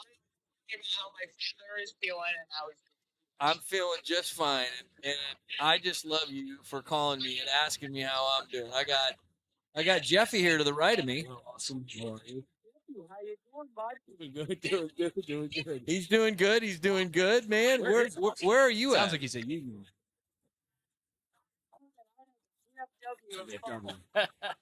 As you guys can tell, VFW we in Carmel, frequent the yeah. VFW in Carmel. All right. Quite a bit. Quite a bit. Second time caller. We appreciate you calling in and checking in on your pops. I love you, buddy. That's fucking awesome. So back to the story at Daytona Beach here. My brother turned 21. I don't think it was a day. It might have been a few weeks beforehand. His birthday is March 1st. Mine's March 26th. And so I took all of his stuff to the local BMV and got myself a genuine Indiana State driver's license with a 21-year-old birthday. Fantastic. That is definitely against the law now. You would love this, being the entrepreneur that you are. So remember, I flew to Florida with 500 bones in my pocket, right? Well, I had some good friends that drove down there in a van. And guess what? They didn't have $500 They or an didn't- ID. They didn't have $500 and an ID. That's right. So I said, "This is a business opportunity." Oh my god. We're making margin here. I said, "I tell you what, you let me use your van, and you give me $40 a case of beer." And I said, "I'll drive inland, and I will pick up a Inland? bunch of beer." I think I came home with like $2,400 in my pocket. I was buying more That is beer. entrepreneurial. I love it. Dude, I took this girl's van, and I would drive inland like 20 miles or so, right, to a local junkyard, just dump of a liquor store, and buy cases of beer for $15 and go back and sell them for 40. Hey, I think that's genius. And to someone who's in beer sales, I think you got, it's a great return right there. Well, I'm carrying 6 cases of beer up the stairway, and this dude comes by me, and he looks at me. I mean, I'm 18, right? And he looks at me like, what in the literal F? Yeah, Well, man. that Times was are back different. in the day when That's you could America. when you could bury a keg in the beach. Oh yeah. I mean, that was Daytona Beach. You could do anything. We were doing beer bongs at the pool, and we we do would that go to in the, Claremont. we were going to the bottom. We were going to the bottom of the pool, and people were pouring beer at the top of the water. And we were underwater drinking beer. we had a Snorkel beer. we had a two-story beer bong. That's just, Uh, that's a lot of that's a See, coming down. you're not going to and I don't want to say kids go do that today. That's not my Responsibly. point. That's not at all what we're saying on We're this. talking about fun. We're talking just about fun. fun. Just I having guess the thing is today, I don't know if the world, people say, "Oh, the world's changed a lot," and it has, but I mean, kids should still be able to, you couldn't do that today because a The kid couldn't social check into a media. hotel under 25 years Right. old, right? Right. I think it's crazy. You can't rent a car until you're 25, but you could go get like a U-Haul, 18, drive. You that can thing have a around. kid at 17. Well, yeah, you could have a kid early. Well, if you took Brandon's Science. approach and you got that U-Haul, True. you could put a lot of beer. Beer in a in U-Haul. It's like a simple math problem. Yeah. If I buy a U-Haul for $19.99 A day. a day at 21 years old, You just got to deduct that from the profitability, man. That's it's it. probably a write-on. Anyway, I bring all that up, man, because you know what? We could take this on spring break. Could have a lot of fun with it. Quite honest, we could bring some fun back to it, even though we're talking about mental You health guys stuff, should right? You should do one from Lake's Coffee. I would love that. I'd love to take this on the road to go out to lakes and do it. We'll get our Harley. We'll ride it back. to Yeah, New Jersey. man, that would be Do some super, lakes. super fun. But That'd be Jeff, cool. thanks for coming out again, buddy. Yeah, man. We'll see you next Thursday. Yeah, we And can hang out, drink a couple yeah, beers. Rick, you want to come on and tell us a little about yourself? Not Damn. today. He's out today. All right. Well, we want you to come on, man. Well, He you will. can He still. Okay. All right. He will someday. Rick Purcell, who has been a long-time supporter. sponsor of ours. Yep. We appreciate you. And his wife, his beautiful wife, Colleen. Yes, Colleen is amazing. So, Yep. Colleen, if you're listening and you've hung in here with us for 2 hours, thank you very much. We appreciate you guys. All right, buddy. I'll catch you later. All right, man. See you, buddy. Well, Clark, you coming back on to wrap up the first ever live podcast from, what are you doing? From Harley Davidson? Oh, is that one? Is that one only got one ear going? Oh, that's the funny one. Yeah. We'll figure that out. Get up on that microphone, buddy. And we're going to wrap up here. How about that? No, I got. Oh, yeah, you got the lapel mic. I love that, man. So, we got hey, all kinds of things in store. For you. seriously, dude, I'm going to pop over to you here. Thank you, man, for doing all this. This is fun.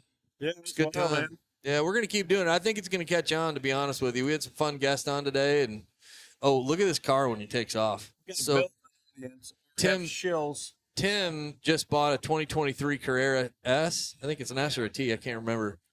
It's a really, really pretty car, man. Yeah, it's awesome.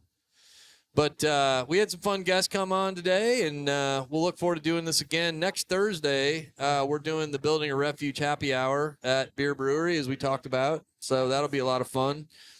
Just also to mention, we have the Rock and Ride for Hope coming up May 18th. So we could really benefit from your sponsorship and donation.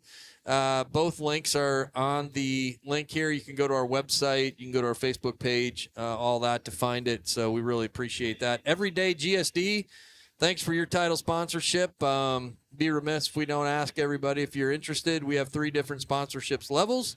So appreciate if you guys would want to help us out on that too. So May 18th, 2024, Harley-Davidson of Indianapolis. That'll be going on. But pretty much a success today, buddy.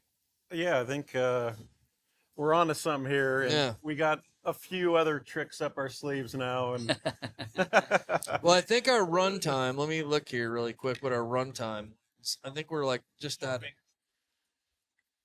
Yep, there we go. Oh, I don't know what I did. I think we're at about an hour and 15 minutes, something like that. Click away. So, but I don't know what I did to your mouse. You coming on, Chris? You want to come on, man? Why? Talk a little bit about Harley-Davidson of Indianapolis. Anyways, we've been running about 2.5 hours, so we're grateful to be able to do that. But anyways, pretty cool crew. Yeah, you know one of the cool way things. better than on camera, right? Yeah. Oh yeah, totally way better than the But one we- camera, dude. You know, one of the things for us, selfishly speaking, like this is our therapy. I Yeah, know. this is- Yeah. This is an opportunity for us to just kind of let her down, not mine, but Clark's hair. Clark, And by the way, everybody, Clark is going to be cutting his hair on May 18th. Yes. We were good. Gavin said he's already 50 put. grand. He's put 50 grand. 50 grand, dude. Can they cut it? I'll cut for 50 If a business wants to donate 50 grand to Yes. us to Building a Refuge, Yes. you let them shave your He'll shave your head. like Yeah, he'll shave his head. Eric's, like Yeah, shave it like yeah. Eric's. I'll do it. All right, Yeah. challenge is on, folks. And Clark, can you take that hat off and shake it around so people can see it? All right. Hey, do we want to get Chris on here real quick from Harley Davidson? Yeah. Chris, come here. Yeah, come on in Take here, this Chris. Clark, we're gonna show you. Look, here's what you can do, That's what you folks. can do, 50 grand. 50 grand, you can cut this. Get a business. Whoever wants that. Look at that hairdo, man. Chris, what's up, buddy? Hey, what's going on, guys? Would you shave your beard for 50 grand? Ooh, is it going to charity or am I getting it? Charity. No. Well, I mean, I'd give you 10%. I mean, All right, man. She's expensive. yeah, girl. right? Charity was, yeah. I dated a Look at charity. you guys. Like, both of you guys look so much better than I do. Holy shit, man. I love Look, it. I need a fake beard to put on or something, but I say, if I shave mine off, are you gonna put it on for you? dude, if I could grow a beard like you gotta, that, I you gotta would. walk I around, just, you gotta walk around and you gotta be the beard. I would- Harley now. I've tried to do that. I can't do You it, can man. Put some plugs in your face like they do for. So there's a picture of me. I'm actually. I bet I can Clark, pull you it got up long. right You got now. look at those finger Middle hairs. of this. So there's a picture of me I lost with my little pink clipper. extensions in Yeah. my beard. I have an entire picture of this. It is absolutely it's wild. Hang on, see if I can Our guest see may how have- quickly I can pull it. Yeah. See if you can find. Yeah, I like that. I like Yeah. that view right there. That's a good one. Let's see. Solid. Look Look a at. strong beard. Damn, you got nice hair, Clark. Thank you, sir. Huh? Look at that. Yeah. My God. Yeah, dude, he's got fire hair, man. It's just- There are women that are jealous of your Oh, it's totally. When Clark couldn't lift his arm up because he had a bad wing, my wife would have to pull it back in a ponytail for him. All right, hang on. Let's see how far. Let's see. Come on. All right. Come on down. We get. He's gonna show us a picture here, but Chris, I get there. thanks a lot, man, for jumping on here quick. So tell us a little bit about what you do at Harley Davidson of Indianapolis. So I'm a fit specialist at Harley Davidson of Indianapolis. My entire job is to, I mean, it's layman's. I'm a sales guy, but really we do more than that. I find the perfect motorcycle for you. Yeah. So you come in, you kind of tell me a little bit about what you're looking for, and from there, kind of get a range of, hey, I like this type of bike, I like this style, I like this, or I like that. And then I take that information and I kind of apply it to, hey, Yeah. listen, I do have this used motorcycle, or hell, you know what, you talked about this motor. I've got this brand new motorcycle that literally fits everything that you're looking for. Right. So my job is to find the bike that fits you. Yeah. Hence why I'm called a fit specialist. Yeah. I find and specialize awesome. in fitting the bike to you. Yeah. Fitting you How to long it. have you been here? I actually just had my year anniversary Oh, 4 right. days ago. Congratulations. Yeah, so I've been here. It's a just great, over a dude. year. It's a great dealership, man. Like I was joking around with you a little bit earlier today about seeing you on Facebook a lot. And I appreciate, I'm always on there. well, look, man. I mean, if you are in the mood, like if somebody's in the space for a motorcycle, come out because I mean, Oh yeah, we 100%. we were just explaining to people, and some of the things that's really cool about doing an event like this, excuse me, is being able to show people live kind of what's happening all day long. And I love Adam, I love David. You guys are so awesome to support They're us. awesome people to work for too. I'm Yeah. just gonna put that out there. I'm sure they're listening. So I hope they are. you guys are awesome. Well, they're super cool. I can't find it right now. I'll track it down later. so do you know about the Rock and Ride for Hope? I do not. Tell me all about the Rock and Roll. Yeah, buddy. Here, I'm going to pop it up there. Look at this fantastic little deal we got going on. This? That's all powered by Push LDR. buttons. Yeah, all powered by LDR Studios. So May 18th, Saturday, May 18th, building a refuge, LDR Studios, Everyday GSD, Tony Bennett Memorial Foundation. Those are our big sponsors right now, anyhow. Okay. But we're doing a one-day music festival, and it all goes back to supporting building a refuge. So Really? any money generated, charity that is donated that day, 100% of it goes back to the community. But we have 5 bands. We have the Y Store. I don't know if you know that. I know who the Y Yeah, store is. okay. Yeah. My dad grew up with the Y store, so like not Yeah. grew up with rather when I was growing up. Yeah. My dad loved the Y Yeah, store. man. I'm So very familiar. they're going to be headlining for us. We're bringing in a 24 by 30 foot stage out here. We're going to have food. Awesome. We'll have beer It's gonna be brewery out here. fantastic. Yeah, it's a one-day deal, man. So So what you're 20 basically saying is on May 18th that people need to bring their asses down bring here. your asses out here, yeah. man, for some So, great music. Buy You- some motorcycles, Buy donate to a good cause. You got help it. support the building a refuge. You got and it. the LDR studio guys. You got it. So okay, yeah. 150%. You can bring pop-up tents, bring your lawn chairs, bring all that out. Now see, I might just take the day off. Do it. And just say Yeah, hell come no. on out. So everything will be located. If people are familiar with the dealership here, everything will be located out front, which will be really cool. So the stage will be out front, food will be out front, beer trucks will be out front, all that out That's front. gonna be awesome. The T-Bar will be open that day, I know. So Perfect. Yeah, T-Bar definitely take the Cafe day off then. will be back serving some brews and pop and so on and so forth. I call it pop. I'm from up north. So okay, so this I got to settle this debate once and for all. This Yeah. is the fire that I'm gonna leave, and like I'll let the internet explode Yeah. when I'm gone. You've got soda pop, right? So the way that this works, everybody, you guys paying attention? Look at me. Look Yeah, at me. yeah. Eye contact. Okay. You got soda hyphen pop. It's soda pop. What's the first word? Soda. It's soda. Whenever you hyphen a word, whenever you Yep. shorten it, it's always the first word. So therefore, So it's not Coke. English dictates. Coke. It's that's not Coke. soda. Everything. It's not, no, everything. it's not all Coke, Yeah. Clark. No. I'm not a big Pepsi fan, so I love it, man. It's a good debate though, because I mean, Soda. I grew up in La Crosse, Wisconsin, and we called it pop. You did. See, I've seen some Midwesterners will call it soda. Yeah.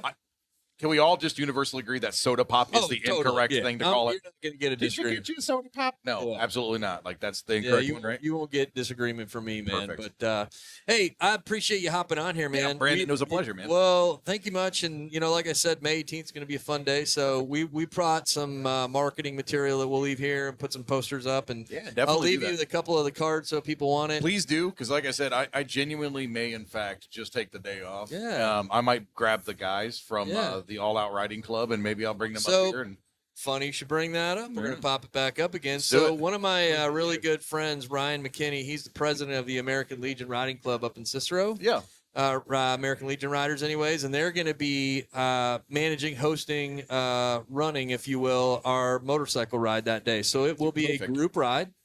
We'll have 3 stops. We're going to go to the VFW in Carmel because we support our veterans. We're also going to stop by their home base up in Cicero at the American Legion. And then we're going to hit Moondrop Distillery out in Fortville, and then we'll be back here. see, that's perfect. Yeah, so it's not too far. We want people to come back and enjoy the music, but kickstands up at 10 a.m. They can start registering at 8:30. It's $20. $20 gets you pretty much into everything. The day of it'll be $25, but again, it's all a donation. You know what I mean? So And it goes to a good cause. Yeah. And I think that's the most important thing. A lot of people will say, well, I don't want to donate to this ride or that ride. Yep. But this all goes to a good cause. So this is the Rock and Ride for Hope. Yep. And it's going to be absolutely fantastic, man. I'm really Yeah. excited. I'm really looking forward to it. And I'm looking forward to spending some more time with you guys. Yeah.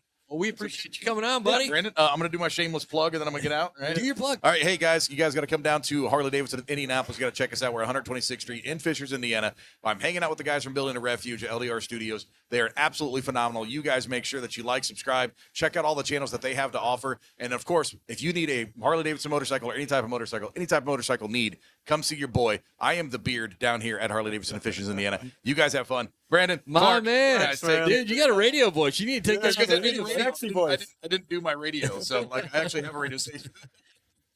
Thanks a lot, buddy. I appreciate it. Well, Clark, man, we're gonna wrap this thing, buddy. What a Right, man. day! What a fun day, and We made it work, right? yeah, what a great day and good time. And thanks a lot, buddy. The best But, is yet to come. Yeah, we're gonna do another one of these. Hopefully, we can do it again in April. So April 20th, 420. We'll probably try to do this again here. I think the podcasts are a lot of fun, and we hope the other people do too. And no pressure. No, if you want to come on, share a story, talk a little bit. Do the smash burgers? You know what, Clark? Yes. So for those people that are still hanging with us, I'm gonna rip some smash burgers. Okay. You've made me wait for over a year now. I know. But thank you for everybody listening in. We appreciate you, and we hope that you will come back and join us soon again. Yeah, thanks for joining Out us. from now.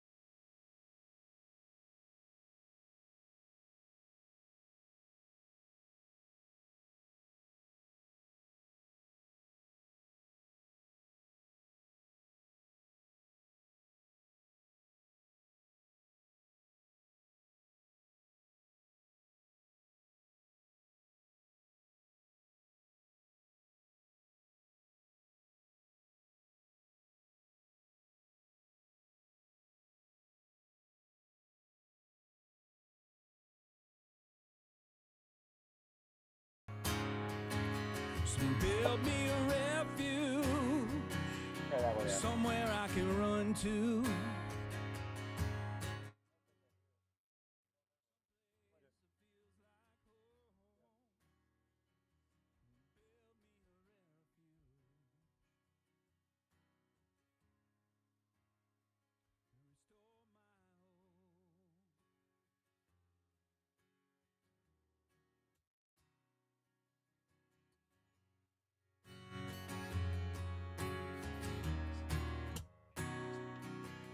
Bills are stacking up, and cupboards bare. Lost my job, can't find work anywhere. No hope inside, my wife and kids have gone. Empty bottle and a broken heart. Beating myself up, I can't begin to start to love myself. My head is on the floor. God, I need a refuge, someone I can talk to. When it seems all hope is gone, build me a refuge, somewhere I can run to. Someplace that feels like home. Build me a refuge. Restore my hope. Restore my hope.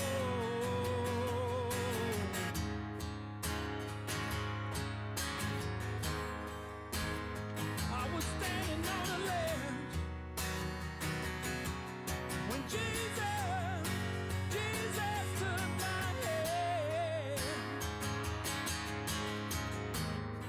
whispered as he wiped my eyes, the yoke is easy, burdens light, my burdens light. I am the way, I am the light. you know I am. Now I found a refuge, someone I can talk to.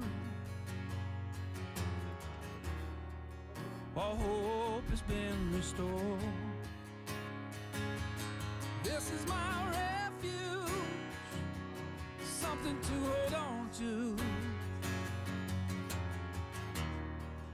It is well within my soul.